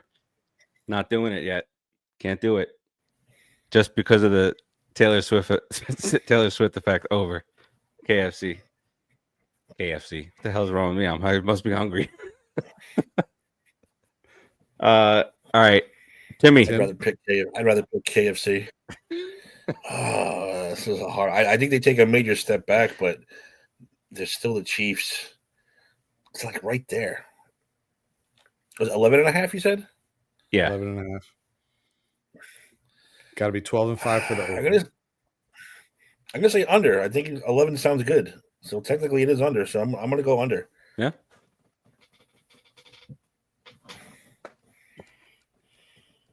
Oh, and Raul said over. I forgot. All right, Vegas is up next. We stay in where am I? In the division. 6.5 was their number last year. They won 4. Their number again this year, 6.5. Is it me? I think so. No, can't be you. No, You started. It's me. Yeah, Timmy went last for KFC. Remember, Vegas 6.5. Is there a Tom Brady effect here? 6.5. 6.5. No. Gino's out here flipping off Seattle fans in the crowd. Did you saw that? They called him the biggest bust since what's his name? Was it the bust quarterback for Oakland? for the Raiders? Jamarcus Russell. Right, Jamarcus Russell. They said he's a bigger bust than Jamarcus Russell, and he flipped him off. I'm going to go with the under. I'd flip him off too. That's really an insulting thing to say. That's rude. Yeah, that's rude. Jamarcus Russell was one of the worst things ever to happen. Under for me. Timmy? Under. I will be the Lone Ranger on this one. I'm going over. I think having a Pete Carroll in there as a coach, I know he's very, very old, but I think he's got to stop running around and jumping around. You're only, getting too much. We don't want to see, right? Yeah, but we don't want to see certain things happening on live TV. Gonna bust it up on the sideline one day. Do something to say. Under slightly. Raul says under slightly. Vegas. Well, hey. Raul knows. We'll stay in the division again. The Chargers, 8.5 was their over under from last year. They won 11 games last year. This year, 9.5 is that number, Timmy. I can see them winning 10. I think the hardware effect's going to be good. I'll stick with 10. I'm going to go over. I'm going to have faith this year. Slightly over this year. I think I'm going to have a little bit of faith. A little bit. Ant? I too am going over. I like 10 wins. 10 wins, so you're going over as well? Yeah, I like it. I'm with you guys. I just want to point this out. For the AFC West, I picked over for every team except the Chiefs. I pick over except for Vegas? You picked under for Vegas, over for the Chargers, over for Kansas City, and who am I missing? Denver. And you had over for Denver, yeah. Yeah. So you had the inverse. Mm-hmm. Well, not quite. So that lines up for a night. Like if you guys have the Chiefs under, so if they win 11 games, we have the Chargers winning 10 games. We have the Broncos winning 10 games. See, that's why Vegas has to be the under. I think. I don't know. Look at the NFC North from last year. That's right. The three teams with double-digit wins, 2 of them with more than 13. And then one. I don't know that this division's. I don't know that this division is that good, but I think it's going to be really good. It's going to be. I think it'll be a fun division. All right. Next up, the Rams, the Ding Dongs. Last year, 8.5 was their number. 10 was their actual. This year, it's 9.5. Who do we start with here? That me? Mm-hmm. Yes. I'm going 10 wins here. Going the over. Stafford's faking. This whole back thing, Stafford's faking. He just didn't want to go to training camp. Yeah, I mean, why? What are we doing? It's year, 34 for him. Been in the league forever. How long has he been in the league? Don't make us feel old. Jeez. Feels like 34 years. It does. With Megatron, Detroit. That's that's a lifetime ago. Having to try and explain to people why Matthew Stafford was a legitimate quarterback for fantasy because he threw 60 times a game. And to Calvin Johnson. 45 of them was to Calvin Johnson. There'll never be another one like him. God, I love watching him play football. Amazing. All right, so I got the over there. What you got for the Ding Dongs, Timmy? I like 10 wins also, so I'll have to go over. All right, we're going to complete the sweep on that one. I, too, believe they are an over. Dun, dun, dun, dun. You already know where I'm going, so. The self-loathing Miami Dolphin fan will take the under. I'll put it this way. We're doing an NFL show, and I chose not to wear a Dolphins hoodie. You guys going to re-sign Odell Beckham? What are we doing here? Who gives a fuck? We're not going to be any good. Last year, their win total was 9.5. They came in at 8. This year, it's 8.5. And do you have any reason to believe they're better this year than they were last year? What do you say to that? To the 3-second rumor that the Dolphins and the Commanders should trade Cheetah for McLaurin. I would have done it in a heartbeat. I haven't heard it since it was like talked about for like 12 seconds. Didn't he sign an extension today? I saw that he was there at the end of practice. I didn't see an extension though. I thought he signed today. He might have. Oh no, he did not. Sorry, that must have been a bogus I think report. he was just like seen. He was spotted at the facility, I think, towards the end. Which, Yeah, by the way, that guy has had 73 different quarterbacks, bunch of bums, and he's not said a word about it. And he's getting paid like a 2 or 3 wide receiver these days. Pay that guy. Give the man his money. And then they traded Brian Robinson today, and because he demanded a trade too. So is it really better in Washington? Is it? They have the oldest roster in the NFL, in case anyone was wondering. Just throwing that out there. So you're going to under here with Miami? Yeah, I technically wasn't supposed to lead off, but Coach, I'm going under. Is he done this year? I'm not gonna lie. I've been more back and forth on him of late on whether I think he's actually the problem or not. But at the end of the day, it doesn't matter. I think they win like 6 or 7 games, and at that point, you just fire everyone and move on. Yeah, I'm gonna go with the under too. Not like a disastrous year, but middle of the road, which is not a great which year. is exactly what we don't fucking need. Exactly. Yeah, right. That's what. Yeah, we're gonna be. I walked that back right after it came out. Which means we'll be 8-9. We'll have a shitty pick. We won't be able to get a new quarterback. We'll get. What are you gonna do with pick 17 over coaches. there? Yeah, 17. Where are you going? No, that's a playoff team. Or no, it's not. No, it's not. It's not. No, it's 8-9. 6-7. The team frustrates me to no end. All right. I also said under. Timmy, what do you say? Under. I think Raul. Under there. All right. We head north to the Vikings. Vikings last year 7.5. They almost doubled it. We all picked the under. All made fools of. They win 14 games and then they shit the bed in the playoffs. This year, rookie quarterback coming off the injury, and their win total is set at 8.5. Is this me? We'll say it's me. It's you, Timmy. You get better. Me. Yeah, I like it. Yeah. I wasn't supposed to lead off with the Dolphins. But we make adjustments. We like to put fans on the spot. 8.5. I mean, it's still the same team, really. Do you believe him? Go McCarthy sucks. Does he? We don't know that yet. No, I said what if? That can't be the quote. Farace said McCarthy sucks. What if the a frog had aggregators are wings? going to aggregate. Yeah, what if a frog had wings? We don't know. So I'm going to say they're a 9-win team at least. That would be fucking scary, Tim. What if he's just slightly better than Sam Darnold? Oof. Who won 14 games with them last year? That's Super Bowl champ right there. Well, I don't know about that. They still got to win a playoff game first.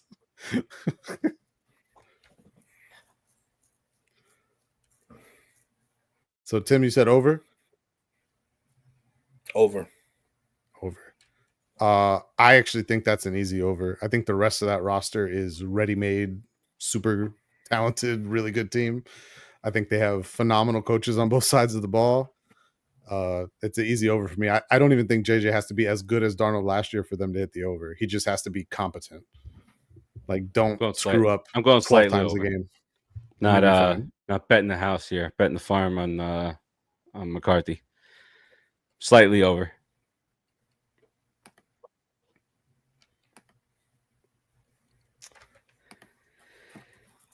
So is that over me for says New Raul. England then? New England last year 4.5. They come in at 4. This year 8.5. 8.5. 8.5. Nine wins is a big step up. That roster is still pretty depleted. I'm going under. I love the Vrabel hire. I think long term it's going to be great for them, which is of course to my fucking demise. But yeah, I think they're under. Not by a lot, but like I think they win like 7 games. If they win 8 games, I think this season is a full blown success for them. Oh yeah, double your win total from last year. Hell yeah, Double your win total with a roster that's slightly more talented. Not even like it's. I mean, the roster got better, but it's still not great. It's not great. Bill Simmons will be impossible to listen to if they win 8 or 9 games. They're going to be frisky, and that's what I hate. The rest of the division. We'll get to it in a minute. We haven't covered one of the teams yet. Yeah, I'm going under though. 8.5. I'm also going under. It's a big leap. It's entirely possible they could win 12 games. But in the NFL, I'm just saying, in the NFL, like where you didn't see Washington do what they were going to do last year. So you're never 1,000% surprised here, but I would be surprised if they win 12 games. Drake May is just Josh Allen. That's how that happens. Which and then might be completely, possible. I can't listen to Bill Simmons at all at that point. Can't do it. Timmy, what do you got? What is it again? What do you say? 8.5 for the Patriots. No, I like an 8 winner. So I'm saying under. Going under. So that's a sweep on the under sweep as well as Raul. Next up, the Saints. 7.5 last year. It was 5 was their actual, and now this year it's 6.5. Is that me? No, I started last one. Yeah, it's last one. It's you, Steve. I'm going to go slightly under here. Maybe a 5 or 6 win team. In the hunt, that's going to lead the intrigue for Arch. I agree. Not at 6 wins. No, they might win a couple of games afterwards. I'm agreeing with you guys on the under. I think it's going to be a lot worse though than 6. I think they're like a 3-win team. The roster's not good. Making for more intrigue for Arch. Like I said, I think that's the only way. If they have the first pick and Texas is a monster season, it's going to be really hard for him to turn that down. All right, Timmy. The New York Football Giants. Last year, over-under total was 6.5. Come in at 3. Should have been at 2. Just saying. This year, 5.5 with that schedule, Tim. Warren Sharp's hardest schedule in football, by the way, in case you were wondering. It's stupid. Yeah, it doesn't make any sense. It's like God, I want to be so optimistic with that defense and the way Dart's been playing. But I still think they have their offensive line issues. We still haven't got a number one. I mean, Malik Neighbors, of course, but Jalen Hyatt's trying for that number 2, but he still has a couple drops he needs to get cleared up. God damn, I want to say over so bad, but I'm going to go under. Slightly under. I think we improve, but just not, That's what I'm going to say. Ant? I think you should go first. This is your team, not mine. Okay. All right. I see the schedule and it's just next to impossible, and it just seems like Groundhog Day over again. When it comes to record wise, I know this is the thing that the Giants fans we're going to have to get past. The record is going to be completely different from how we should view the team if they're playing well, but against these teams. That being said, I'm buying into that the defense is going to keep us in these games, and I think that we can. I think this team gets to 6 wins this year, going slightly over. They played Dallas week 2, right? 2? Week 2. Yes. Let me tell you something right now. That's the fucking key game to the entire season. Why? Because we haven't beat Dak and that fucking team in so long that if we can pull off that win, I think the entire trajectory of the season will change. Then you're looking at 8 wins, maybe 8. Here's a spoiler. Dallas I think Giants. I think Giants take care of business in week 1 also. Damn, you stole my thunder. I don't like that, Steve. I think they take advantage. I think they I think they take care of business against the Commanders week 1. See, look at this. I get goosebumps. They're 2-0. They're 2-0. They're goosebumps. I'm just saying, Raul, no matter what week one, I'm just saying, if they beat fucking Dak, which they have not done, they beat him when he was hurt. They haven't beaten him yet. If they can knock him off and beat them convincingly, I think they can take. I'm not saying they're going to whoop the Eagles' ass anytime soon, but I think that changes the entire season. So, week 2, I think it's going to be huge. Anytime soon. All right, the Commanders are 6.5 point favorite week 1. Bet plus 6.5. That's Giants. Easy. That's an easy. Give me the points. Yeah, exactly. I am with Steve on this one. I'm taking the over. I am of the belief that the pass rush keeps you in way more games than it should. And I'm also of the belief that Russ probably wins more games than he should. And this is part of the reason why I've struggled to figure out if Jackson plays at all this year. Because like I could see you guys like flirting with 500 for a good chunk of the year. And I think as long as you're in that ballpark, they probably just stick with Russ. And so Jackson just keeps sitting. I think if you start out, if they come out and they lose the first 5 or 6 games, which they play the Saints in week 5, so they're not losing the first 5. But if they come out and they're like 1-6 or something like that, then obviously it's a no-brainer. Jackson will be in there by week 8 or 9. But the problem is the schedule. There's not really like a clean break anywhere of where you would want to bring him in. Yeah, like every time there's a spot where you're like, oh, maybe we bring him in here, the next 3 weeks are fucking juggernauts, and it's like, oh, maybe not. So, but no, I think the defense is legit.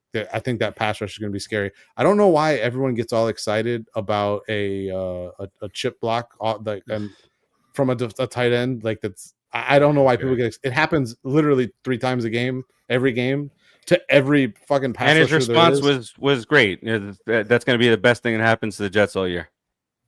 That was pretty funny. I did see that. That's good. All right, Timmy.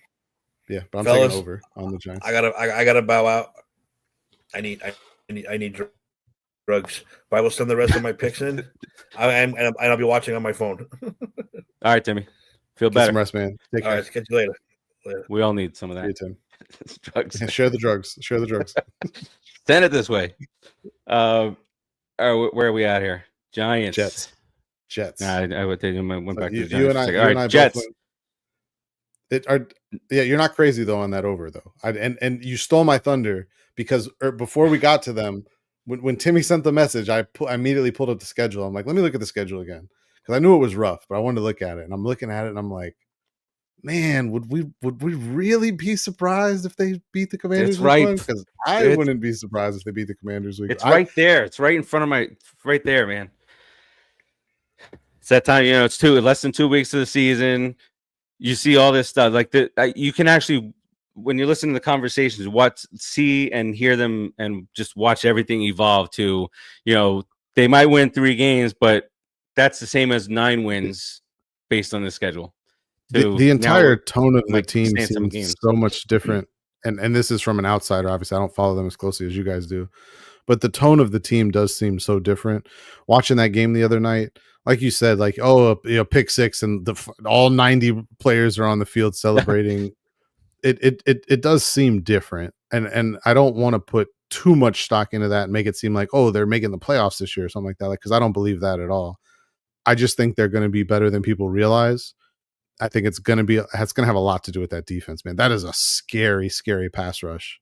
The best thing that ever happened to Kayvon Thibodeau is that they brought in Brian Burns and yes. Now because now Tibbs is he'll never be double teamed ever. And then you still got Big Dexy in the middle. And who's the kid they drafted on the D line? Sexy Dexy, baby. Who's the other kid they drafted on the D line? Because I remember I really liked him. I was just looking at these guys earlier.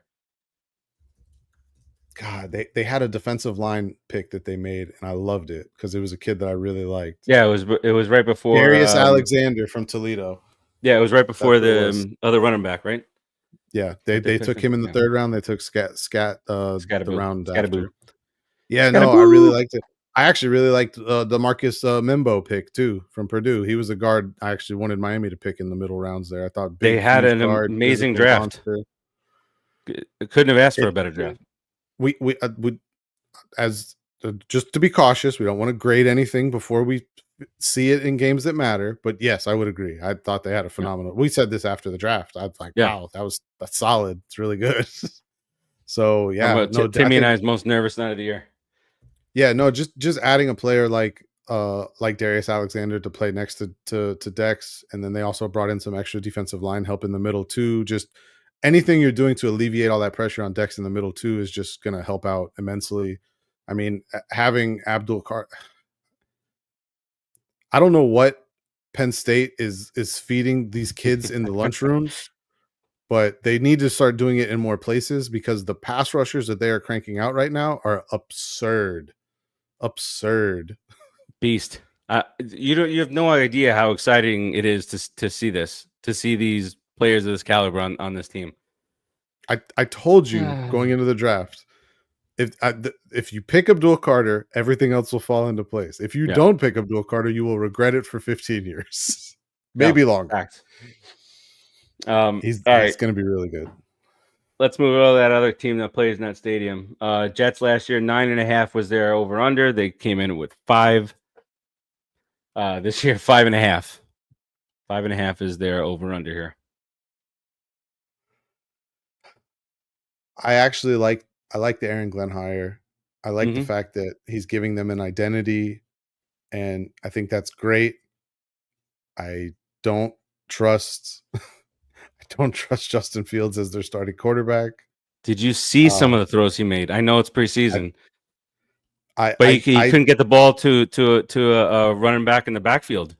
As someone who hung on to belief in Justin Fields longer than most, that belief has left. I don't have it anymore.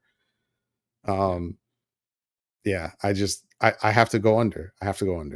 I think they're very easily the worst team in the AFC East. The only way they're not is if the bottom completely falls out, which is possible. Yeah.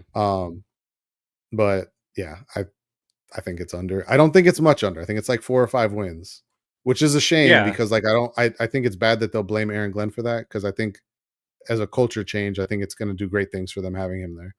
Not to mention, this is probably the first time they've had a coach since Rex Ryan, that the coach was like openly like, I want to coach the New York Jets. It wasn't just someone they interviewed and then hired. Like this guy was petitioning, like, I want to coach the Jets. I want to be there. So yeah, I don't know. Fields might be so bad that they win 3 games and none of it falls on the coach. And the scariest part about that is if they win 3 games, they'll get whatever the top quarterback is in the draft. And then my life becomes even more miserable because I'll be in a division with Drake May, Josh Allen, and whoever they draft first overall. Wonderful. Wonderful. Don't do this to yourself right now. Let's continue. Meanwhile, I'm rooting for the one hip Hawaiian. So terrific. And I'm not even trying to badmouth Tua there. It's just discouraging. It's very discouraging. He's better than Mahomes, remember? According to Tyreek. I'm going with the under also there. Moving on to shitty team from Philadelphia.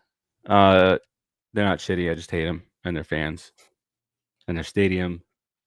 10.5 was their last year. They were over under. They won 14. I said under. You can't let fandom get in the way of these. Hollywood. You gotta just 11.5. 11.5 is their over under for this year. I'm gonna go with the over. Probably the best roster in football, and I don't think that's even a bold statement. I'm sick and tired of talking about it. If we talk about the Eagles because they're so damn good. We talk about the Cowboys because they're so controversial. Can't get away from either one of them. Barkley for the rest of my life. I'm gonna have to deal with this Barkley shit. I still don't. It's whatever. I think they're bold prediction. I think they repeat. The roster is so good. That roster is so good. Don't depress me before the season starts. I'm going to say this, and I know you don't want to hear this. Jihad Campbell, who they drafted at the end of the first round, 32nd, 31st overall. Jihad Campbell, widely projected as like a top 10 to 15 pick everywhere, falls to the bottom of the first round. They draft him. The reason I bring that up is to say this. After they won the Super Bowl, Vic Fangio was on the field. Vic Fangio, their defensive coordinator, probably one of the greatest defensive coaches of all time. Vic Fangio was on the football field with his Super Bowl hat and his Super Bowl shirt in his hands and a straight face, no smiles. Shaking hands, congratulating people, no smile. The video of this man in the draft room when they told him they had drafted Jihad Campbell, you would have thought that he just won the fucking lottery. This man was grinning from ear to ear and was ecstatic. And I think that's very terrifying for anyone that has to face them. Because if there's anyone that knows how to deploy defensive players, it is Vic Fangio. As proven by the fact that the Dolphins complained about him as a coach, got worse defensively when he left, and then he went and won a Super Bowl in Philadelphia. And made the defense pretty good. Well, yeah, a little bit. All right, well, we don't have to talk about them anymore. Steelers, let's head west in Pennsylvania. Go Steelers. 8.5 was their over-under from last year. Convenient. 10 wins was their actual, and drum roll, please. Their over-under for this year, 8.5. I'm going I over. am inevitable. Over, baby. It's gonna happen. Yep. Mike Tomlin doesn't finish below 500. We know the answer to this question at all. Aaron Rodgers does. Easy, but Mike Tomlin does not. Yeah, it's over. They're gonna finish 9-8 or 10-7, but though they will finish 500 or better, I guarantee it. What a streak. All right, next up, the 49ers had really west. 11.5 was their win total from last year. Oh, no, San Fran. Sorry, go ahead. Yep. 11.5 was their total from or their over-under from last year. 6 was their actual. We know what happened there. You were the only one that went with the under last year. We all went with the over, besides you. Injuries. You had that voodoo doll back there. I know you like McCaffrey, but maybe your hate for San Francisco is greater than your love for McCaffrey. He got hurt. They stood no chance. He got hurt. They didn't have a chance. They didn't have a prayer. All right, so they trade Debo. They bring in guys like Brian Robinson, and their projected win total or their line is 10.5.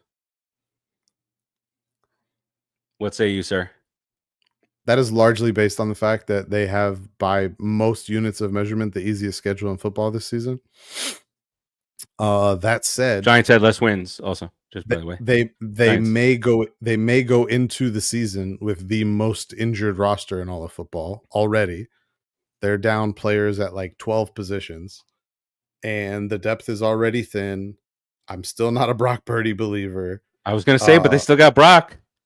Still not a Brock Purdy believer. I still think Nick Bosa only gets sacks against tackles you can't name. I'm standing by that theory till forever. Till I see otherwise. I'll put it this way. Micah Parsons was doing an interview yesterday, and Micah Parsons said he can't wait until Lane Johnson retires because then he's going to dominate the NFC East. He said that because he doesn't get sacks against Lane Johnson. Micah Parsons at least gets sacks against other players you've heard of before. Nick Bosa does not. So let me see Nick Bosa go against some of these many other examples guys of this. Sacks. I think I did it on a show one time where I broke down literally all 18 and a half sacks he got before he got that monster contract. Not one of them, put it this way, not one of them was truly against a tackle you could name, unless it was a situation where it was a missed blocking assignment and he was a free rusher. That was the only time you could say, oh, he was going against this guy, but it was like someone missed an assignment. Someone was supposed to pull and just missed it, but I'm going under. They're very injured. I'm not buying it, man. Everyone's just like, oh, McCaffrey will be healthy. Everything's back to normal then. They have no receivers. They're without Ayuk for at least 6 or 7 weeks. Jawan Jennings has been sitting out with injuries because they say it's injuries, but he also wants a new contract. They don't have Debo anymore. Brian Robinson is their second running back, which, as weird as that sounds, because Brian Robinson has had success in this league, might be the worst backup running back they've had in the last 5 years. What's his name? Where did he go? To Minnesota. Jordan Mason. I Yeah. did not understand that at all. You had a ready-made built-in backup, and you just been like, we don't need him. I'm like, Mhm. okay, that's sure.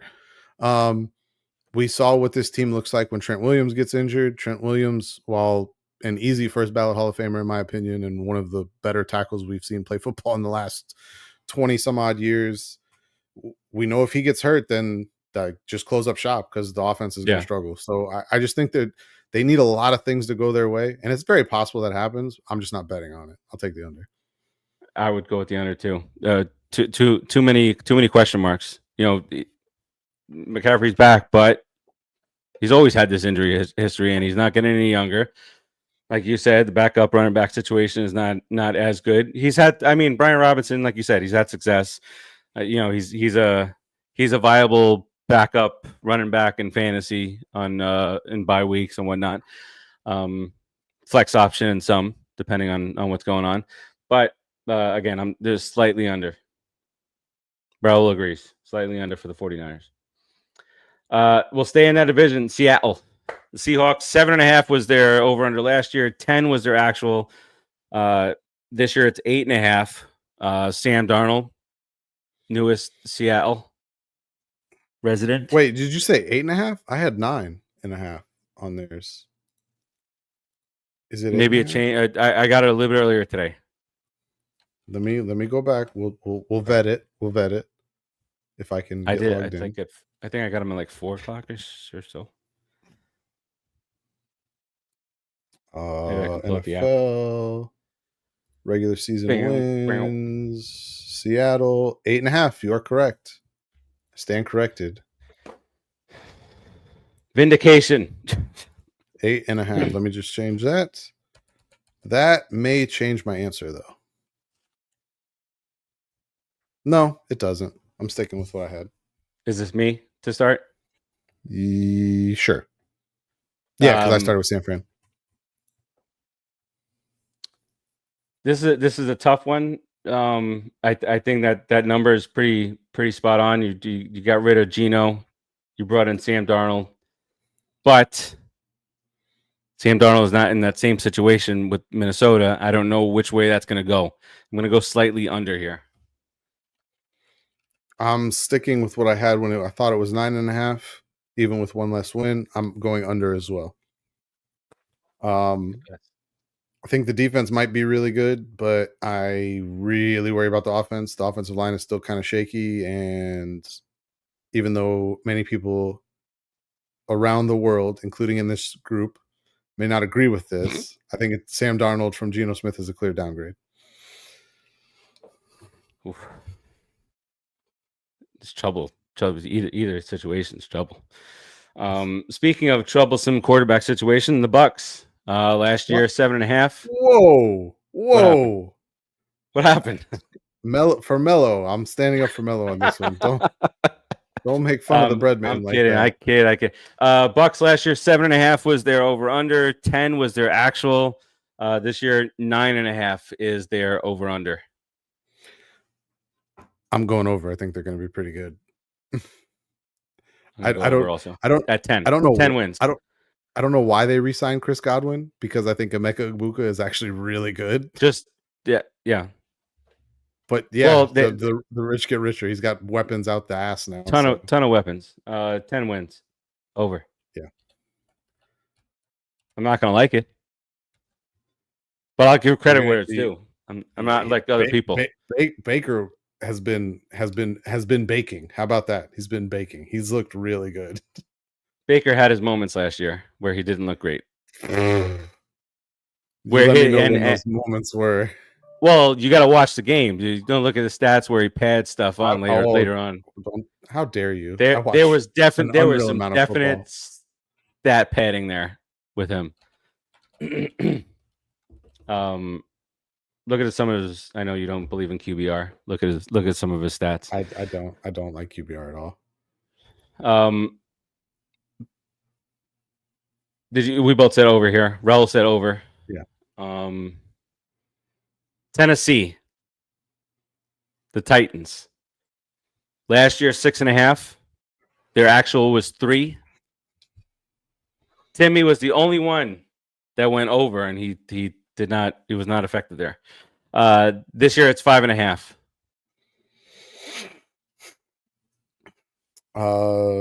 That is you. I started Tampa. I'm gonna believe in my boy. I'm gonna believe We're gonna go over. Going over, baby. I agree. I don't understand why Cam Ward is getting absolutely no publicity right now. Zero, nothing. It's all nobody is talking and about Jackson him. Dart. Not a single person is talking about him, and by all accounts, he's looked great. He stood up to Jeffrey Simmons in practice the other day. Yep. For those of you that don't know, Jeffrey Simmons is about 6'5", 295 pounds of just pure man. And I like that. I like that kind of swagger. I like that. Not to mention, I don't know. He had several balls that were mind blowing with the placement the other day, but he had one on a crosser that if he had a receiver that could just catch a ball, which he wasn't playing with his normal number one receiving group, but if this receiver catches a ball, he'd still be running today. And the receiver just literally right through his hands. I was dumbfounded when I saw it, but no, I think Cam's legit. So over as well. He is. Can't wait for that. See our boy in the NFL. Last but certainly least, the Washington Commanders. Last but certainly least. Bums 6.5 last year. 12 victories. Yeah. I think it's very different when teams know you're coming. I also think it's different when you were the oldest roster in football last year and somehow got fucking older. Don't know how that's possible. They beat the Lions. It pisses this is the shit that really pisses me off now. Cowboys get all the headlines for no matter what. The Eagles are winning championships, and the Commanders, they get their quarterback of the future. They get their new owners. Oh, everything's so nice here now. The world is better place here in DC. They were in the NFC title game. And that's what I'm saying. Now they of all teams are the ones that beat Detroit. For 2.5 quarters, they were in that game against Philly too. So it wasn't even like that Detroit game. We were all waiting for the switch to be flipped. And it just never happened. So like screw last year's football season. Like really, fuck that shit. Fuck the whole season. Needless to say, I think things are a little different when, like I said, when people know you're coming. Yeah. I am taking the under. I don't think it's by much. I don't think they're gonna have like an abysmal season. But that roster, I think there's a lot of things on that roster that people didn't realize weren't that good.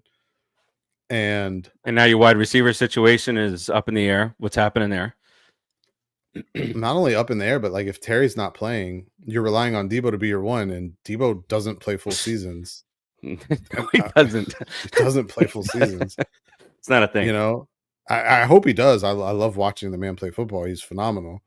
But yeah, no, they had a lot of good injury luck last year too. People don't remember this, and those are things you got to think about when you do stuff like this. Because with a roster that old, you start getting injuries, man. You get 2 or 3 bad ones, and all of a sudden you're like, wait a second, what happened? So no, I'm going under. Going under with Washington. I remember I was grilling outside one day and had a friend over. The number roll for Washington is 9.5. 9.5. So I was grilling, had a friend over who was a Washington fan, and we're watching a Washington game, and I said, you know that this is Cinderella story is about to end here, right? You're gonna get to the playoffs, and you're probably gonna lose in the first. You're definitely not beating Detroit, so just chill that out.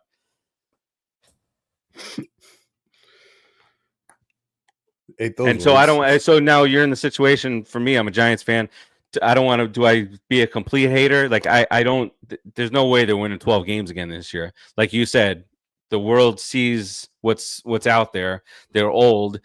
The wide receiver situation is up in the air. Like what we kind of both said. Debo doesn't play a full season, and McLaurin, if he's not there, then what? What are you doing? Well, not to mention, yeah, the Hornets 49ers. We need Brian Robinson back. We've got to put him in the slot. So I don't want to go too far, but I'll say just slightly below at like 9 wins, 8 or 9 wins. There's also a long track record. just to piggyback, of Cliff Kingsbury being less effective in year 2 of his stops. Just saying. Just leaving that out everything, the stuff with Dallas and Washington making me smile. Eagles, just something happened to, maybe guys get hurt, like the whole line just gets wiped out on a play. Yeah, I'm not a believer. I'm not a believer. They don't have like a crazy tough schedule, but their division games are not going to be a cakewalk. Their division games aren't going to be a cakewalk. I believe they play what? They play a second place schedule now, right? I'm trying to pull it up so I could just see it broken down. All right, I got it up now. So week 1 against the Giants, we talked about that earlier. At Green Bay, home for Vegas. At Atlanta, home for the Chargers. That's not an easy start to the season. Like, I get Atlanta and the Chargers and Vegas aren't world beaters, but those are not bad football teams. These are not gimme wins. Like, you got to show up and be ready to play. After that, they come home to play the Bears. There's a world that they're 2-4 to start the year. Yeah. It's not an easy schedule. It's middle of the pack, but it's the fact that they end the season with home for Philly, home for Dallas, at Philly, and then before 4 division games to end the season is fucking wild. Home at the Giants, home for Philly, home for Dallas, at Philly. That's a brutal schedule. And before that, they're coming into that after games of at Minnesota, home for Denver, the Miami ones, whatever, but then another Detroit game mixed in there. This is a rough schedule, man. Seattle and Kansas KC City are on there too. Yeah, like this is a tough schedule. So yeah, under it is. Under. Yeah, I'm with you. All right, look at that. Just like that, our 2025 over/under is complete. We got to get Timmy's. We got to get Mello. If I could send a smoke signal, Mello's so busy these days, out gallivanting, talking to people, and all this shit. Yeah, when you become a big time, reporter, no time for little people. you just no time for little people anymore. Yeah, I am questioning. I looked over my contract recently. I'm wondering if he's in breach of contract with some of the stunts he's been pulling here. I don't know. He might be, right? Might be. He might be. It's very possible. I know I threw a non-compete in there somewhere. Just saying. Might want to have the legal team take a peep. Yeah. Take a peek at that. Raul's our legal team. Raul, we're gonna have you look over that contract for Mello. See what's going on with that. All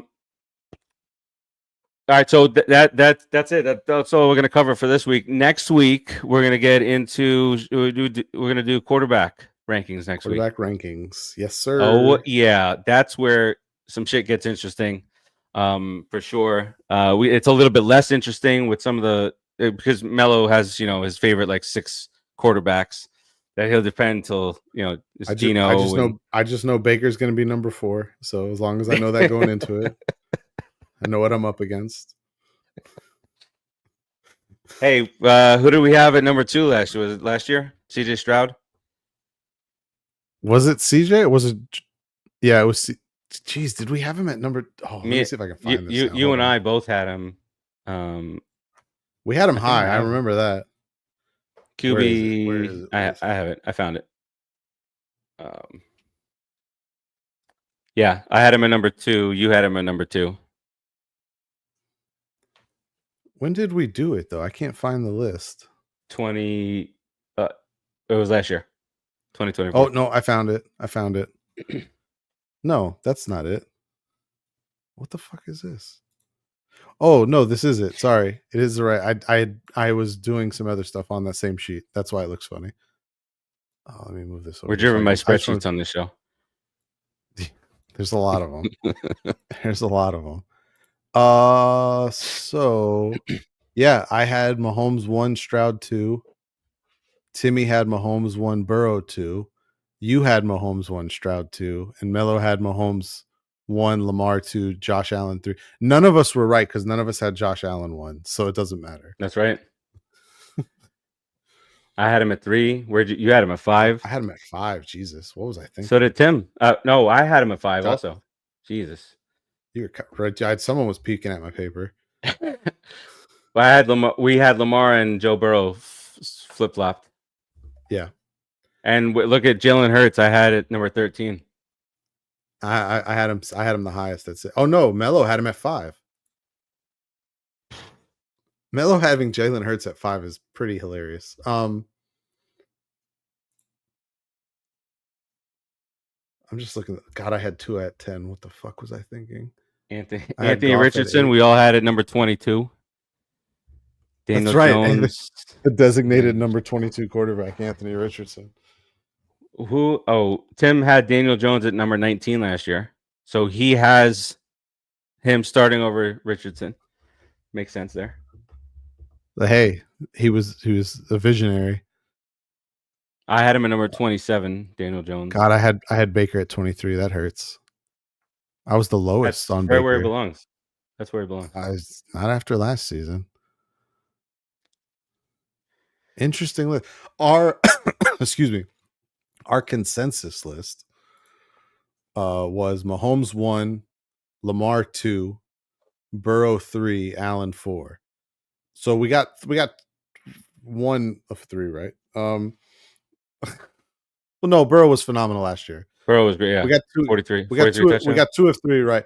If you had told us going in, all of us, because all of us had every single one of us had Mahomes 1.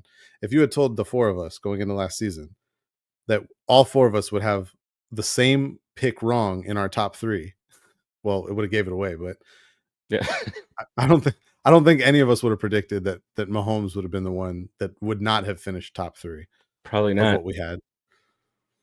So that's interesting. Because you don't bet against them. Maybe now you do. No. Maybe now I don't. I'm just glad that consensusly somehow I helped push Brock Purdy down to 14. I'm very happy with that. Where did I have him? Where's Brock here? You had Brock at 9. 9. Wow. Jesus. 9. You had Bryce. Oh no, never mind. I'm looking at that wrong. Disregard. I forgot I built this fancy spreadsheet for this. All right. We'll bring this up a little bit more on the next show. Hopefully Mello can join us. We can get through some quarterback stuff. But it was good to get back here. And you had your little delay there. We have been going for 2:12. Okay, just because you've only been here an hour of it or an hour and 15 of it doesn't mean nothing there. Damn, I really missed an hour. That's crazy. All right, Raul. Take care, buddy. All right, and what you got here on the way out here? Not ready for the Marvel hour? Is that what you're saying? The Marvel hour. Oh, I'm standing today. You know, I sit down all day. Or I'm pulling Pat McAfee. We haven't done a show in so long. We have to change it to the comic book hour because I don't know if you've seen Superman, but I did. And I loved it. Same. Love it. I loved it. Fantastic. Fantastic. Do you watch Peacemaker? I enjoyed it. I have not seen yesterday's. Okay. I will save my comments. I'm going to try and I think I should have time to see it tomorrow. They did something at the beginning of the episode that, as someone who likes Superman, I think you will love. As someone who likes who? I was coughing. As someone who liked Superman, the movie, I think you will love what they did close to the beginning of Peacemaker. It's very good. All right. You know what I'm excited about that's not Marvel? It's just a regular run-of-the-mill series that's coming up on Netflix, and it's because my boy's in it. It's Black Rabbit. Have you seen anything? It's Jason Bateman. Oh, I love Jason Bateman. So that's my guy. He's top of the list here for me. I listened to Smart. Have you ever listened to the podcast Smartless with him? And I have not. I did not know he had a podcast. Sean Hayes. Whoa. Jason Bateman and Jude Law. Whoa. Oh, yeah. Whoa. I thought you were talking Sean Hayes. I was like, Sean Hayes doesn't need that reaction. No, I saw that Jude Law was also part of the cast. I was like, oh, okay. And what's the other guy's name? The guy with the deep voice. He's Lego Batman. Oh, Jesus. He's not on here, though. No, he's not in this movie. He's not in this show. That show. He's on Smartless. I can't think of his name. Oh, I lied. I have seen Smartless. What am I saying? I just can't remember the other dude's name now. Will Arnett. Thank you. So they've been making fun of Jason Bateman all this time because he's been growing out this hair and this beard, and he said it's for a project. I can't talk about it. You'll see it. Like when you see the trailer, you'll know why. And it's this. I think it's I already got it. It's already in my Netflix thing. It doesn't come out till next month. What the hell? Well, Share it's, the you know, wealth, man. it's this pin thing. It doesn't work anymore. I used to have Don from Am I on the Air? He used to be my Netflix guy, but Netflix changed the way they did the security for the screeners, and they cut it off. Ah, yeah. Yeah, and it was great because he was watching everything, even the stuff I had no intentions on watching, and he was reviewing it for us. I love Jason Bateman when he does comedies, but I really like when he does dramas and stuff like that because he actually shows off the acting chops. The Gift? He's really talented. Yeah. Oh yeah, The he's Gift phenomenal, dude. Did you see Carry On? I didn't Netflix. finish it. I watched like the first I might have got close to finishing. I watched quite a bit Ozark. of it. Where was I? I forgot what I was doing, but I was watching it and then something happened and I didn't get to finish it. You know what happened? You've seen Ozark? Not the entire series. I watched season 1 and 2, I think it was. It's been a while. All right, so there's 4 seasons. That's okay. You know, so sometimes people get sidetracked. But I found out today from the guy who produces the Met show that he has watched all of Ozark except for the last 2 episodes. Why? I don't know how you do that. He said he fell off of it. It was stuff going on. I said, go back and watch it. He's like, well, I'm not going to remember now. I got to go back. I said, it's worth go rewatch the whole series. Did you watch Landman? Good. Did you watch Landman with Billy Bob? Yes. So my wife and I were watching it. We watched up to the finale and then literally waited we just watched the finale like a month and a half ago or a month ago. And that show ended. I find that really interesting. 6 months ago. Dude, I'm telling you, it's so hard to find time to sit down and watch TV shows. Oh, it's yeah. So hard. I remember when, you know, the Walking Dead. I mean, that's a long series, but I tapped out like in season 8, and then I got so annoyingly bored one day. I'm like, let me go see what happened. So I went back and watched the rest of it. But to like 2 episodes, like you're right there. You're 2 hours away, and it's Ozark. Like this, what a great show. All right, I'm trying to think of what else I've watched recently. Yeah, my daughter's got me to watch all the DC stuff now. So I watched like Creature Commandos with her the other day. Which, by the way, if you want to watch Creature Commandos, just dedicate like 2 hours and you can watch the whole thing. They're like 20-minute episodes. There's 7 of them. You can burn through it super quick. The whole thing, boom. Yeah. Oh, we literally watched it one night. Burned through the whole thing. It's pretty good. It is animated, so I'm always a little hesitant there. But like, she got me to watch Invincible, and I ended up loving it. So yeah, watched all that. So I'm caught up with. You know what? I'm back in on the DC because I support James Gunn. Everything he's made is fantastic, and Peacemaker. It's great first episode. I mean, I'm back on. I'm back on because I really enjoyed Superman. I no matter who was doing it, I still wasn't going to be confident until I saw it, even if it was James Gunn. I was still skeptical. I was like you. I was still skeptical. I saw all the positive reviews, and I'm still like, but is it actually good? Are we sure? It was good. It was really good. My son loved it. He had fun. I think it might have been my son's first Superman movie that he watched. Yeah, I love the fact that James Gunn can take a movie like that and then take a character. I'll name one specifically because I wasn't as familiar with the character in Mr. Terrific. Mm-hmm. And after you watch a movie, you're like, Mr. Terrific, how cool is that shit? Exactly. Yeah, exactly. Well, he did it with Guardians. He did it with all the with a whole team no one had ever really paid attention to. That was an August release. How about using Guy Gardner as your Green Lantern, the least popular of the 3 Green Lanterns? Mm-hmm. Yep. Nathan of how do you say his name? Fillion? I'm not the guy for the names. The actor who plays him, though, I thought he was fantastic in the movie too. Loved it. I was really shocked by how much I liked. Guardians was an August release. Remember that? That's where shit goes to die. Nicholas Hoult. How good was he as Lex Luthor? And he was just on Smartless talking about it. He was. I was really skeptical when I heard he was playing Lex Luthor, and like after watching the movie, especially his monologues, dude, he nails them. They're so good. He really just comes across as like it just fit. It's so fitting. It was excellent. I thought And that it was the one girl of who the played things that Lois, one of the things I was most nervous about. yeah, no, same. When I heard he was cast as Lex Luthor, I'm like, I don't know about that one. Mm. But the girl who played Lois Lane, I thought she did great too. That whole back and forth scene where she's interviewing him. There's a 12 minutes. It seems like 30 Intense. seconds. It's a great Yep. scene. A lot of good stuff like that. You Wait, said you you can't like use that. Fantastic. Yeah, We're on the record. dude, that was a phenomenal back and forth by the two of them. Mhm. I also like the fact that they made Superman, because in the comics and even in some past movies, I felt like with the Snyderverse they didn't really focus on his intelligence as much. And I like the fact that Superman is smart again. I heard a couple people say that. Make I was Superman like, smart again. well, like the play he makes, without getting too spoilery, the play he makes when he's attacked at the baseball stadium and he flies up into the sky. The play he makes there that's a We're not 4D talking about the chess move. baseball. No, we're not talking about a baseball play.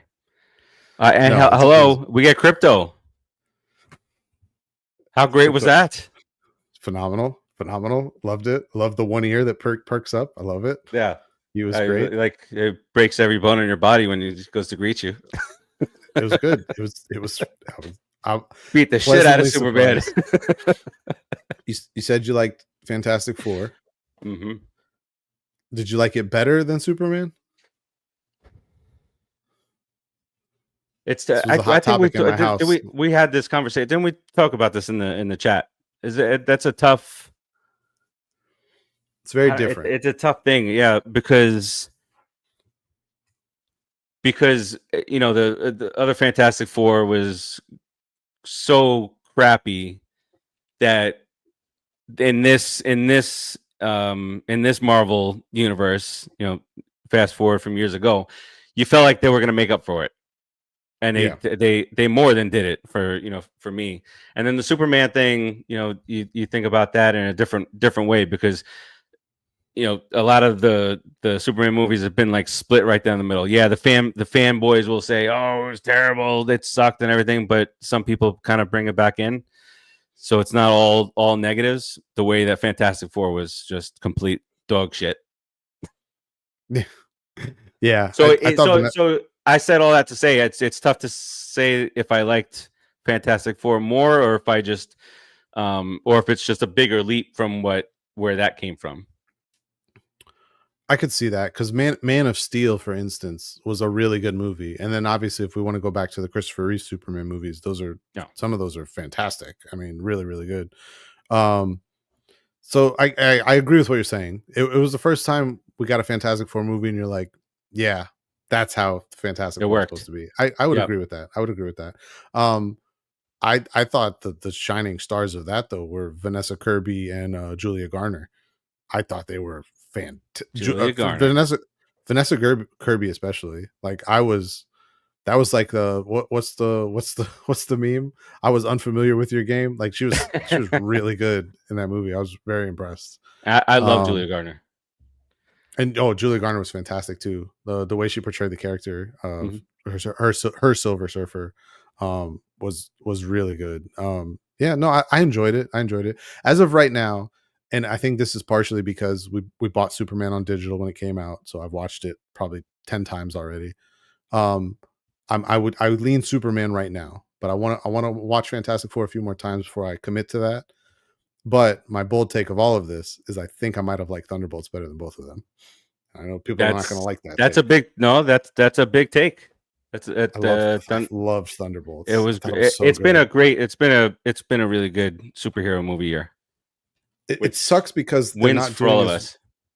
They're not doing as good financially as I know the studios hope they would. But yeah, the three of those movies, I'm as a quality wise fan of these movies, I'm very pleased with what I've seen this year. Very happy. And now Peacemaker's back. Episode 1 is solid, very solid. Tomorrow, I'm gonna watch it tomorrow. I'll let you get that little tease of Spider-Man that they smartly did before an outside leak. And you get a little behind the scenes thing with Tom Holland walking by talking about what it means to be back on set. That just gets me super excited just seeing him in the suit again. I wish for his sake we could get some Tom Holland content that people really gawked over the way they do Spider-Man. At the same time, I love him as Spider-Man.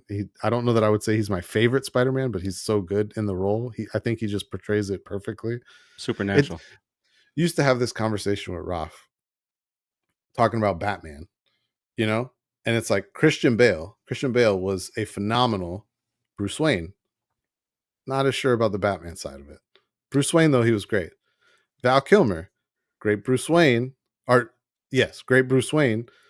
Not as good of a Batman. George Clooney, probably not great at either. Either one.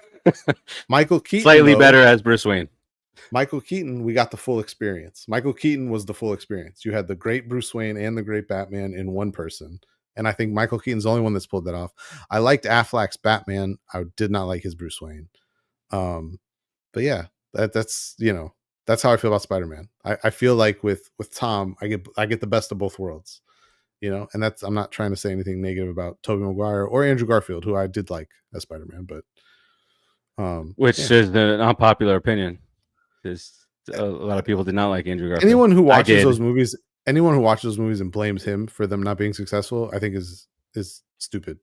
I don't think it's his fault. Yeah. I thought he was great. And I thought the way they played off that too in the No Way Home was fantastic. That was so well done. Yeah. He's like, I didn't get to do any of this stuff. And he's like, but you're amazing, man. And it's funny because that's the only one that used the Amazing Spider-Man in the title. I love the wordplay they did with some of that stuff. And his webs were like super like I had to make mine in the lab. You guys gross comes out of your wrist. What? Yeah. No, it was good. But yeah, no, Thunderbolts is I confidently say that. I've seen it twice. Thunderbolts was my favorite superhero movie of the year. As of right now, I would say Superman is second, but that is by no means a shot at Fantastic Four because I enjoyed it as well. I can't wait to watch it at home in 4K. I definitely want to see all them another time or two before making any final decision. I've always been a lean Marvel guy. I mean, there's a lot of that. There's a lot of that going on these last 10 years or so. Hey, listen, reason. I know that Mello says that I'm an AEW hater. I don't think it's bad if AEW is good. I just don't think they're good. Same thing goes with DC. I shitted on DC movies for a very long time, not because I want DC to be bad. I would love for those movies to be good. They just weren't good. I mean, what do you want me to do? They were bad. So seeing what James Gunn is doing, I am cautiously optimistic again about the DC end of the world. And he's getting through the next script. I saw.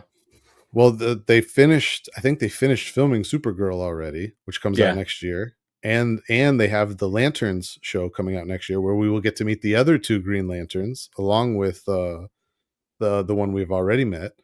So yeah, Guy Gardner, and then we'll meet the Hal Jordan, and I cannot remember the third Lantern's name, but yeah, we'll get to meet all three of them. That'll be exciting. I think that'll be good. At this point, I'm not quite to just blindly trusting James Gunn, but I'm getting pretty. We're not there yet. Pretty damn. Did you ever watch Brightburn? No. I think I've brought this up here before. So Brightburn is a movie. I don't even think he was actually like the maker. What was he? That was straight to Netflix. Was that a Netflix one? I believe it was. He so he was the producer. He did not direct. He is not credited as the writer, but I've heard his brothers, because his brothers are the two credited as writers, not the brother we see in the movies. It's the other two brothers are the ones credited as the writers. But it was a movie that he helped get made, and it's essentially the Superman story if Superman was just fucking evil. And it's a crazy horror superhero movie that's really good, and I highly recommend checking it out if you haven't watched it. This is like like 4 years ago or so? 2019. There it is, 6 years ago. And it's not a super long movie, only 90 minutes, so you can knock it out quick. But it is pretty good. It's enjoyable, and it's a nice take. It's probably on my list on Netflix. And when I say it is the Superman story, it's literally the Superman story. Like a spaceship crash lands in Kansas with an infant child on it that is raised by a local family, and that child ends up having superpowers. It's just that as he gets older, where Superman became good, this kid does not. And it's about what goes on after that. It's a good movie. It's a good movie. It was supposed to tie into some other universe that they were playing with at the time, but that never happened. 6 years ago, that fell through. Yeah. All right. Well, I think that's it for tonight. Next week, like I said, next week we'll get through some quarterback rankings, and then the week after we got one more show before the season starts. We'll get all of our predictions out of the way, and then that Thursday night, Dallas and Philadelphia gets the season rolling. Can't wait. Can't wait. All right, Ant, what you got here on the way out? Quarterback rankings next week. Over unders. Gonna try and retain my title. Interested to see what Mello puts on his list. We'll get it. Halfway through week one, we'll have to invalidate one of his all of his shit. I gotta talk to Tim. I gotta get on a wrestling show with them. We haven't had a chance to talk about Unreal yet. Yeah, Did you watch it? Yeah, I watched it. See, that was Netflix screwing around with me. Netflix, they said it was added to my account 2 weeks before, and then they sent another one saying you need to request just this one. Just this WWE one needs to be requested. So I put the request in. They said they're going to get it to me like 3 days before it came out. They got it to me the night before. That's and it was like during Monday Night Raw. That's this what comes through. But no, we do have to get together and talk about that. It was great. I loved it. But yeah, we need to. And then we got big things coming up. Big PLEs and the ESPN move and all this. What is it called? WrestlePalooza. So yeah, we're gonna ramp up some shows here as we get moving here, and some of us have more open availability now, so we'll get some shows knocked out. All right, on my end, yeah, we're gonna get through the QB rankings next week. I'm frustrated with the Mets, even though they won tonight. Still in the playoffs, but college football starts tomorrow. Good time. College for a couple weeks. We'll get that that ease in, and then it's NFL and college. It's that little fix to get you ready for the NFL it's the appetizer, right? That's right. So that's it. That'll do it for us this week. Timmy, we appreciate you joining on. And this is a perfect episode. Timmy started. You came in to close it out. I was here. And Mello was not. So on that note, we will talk to you guys next week. Peace out, everybody.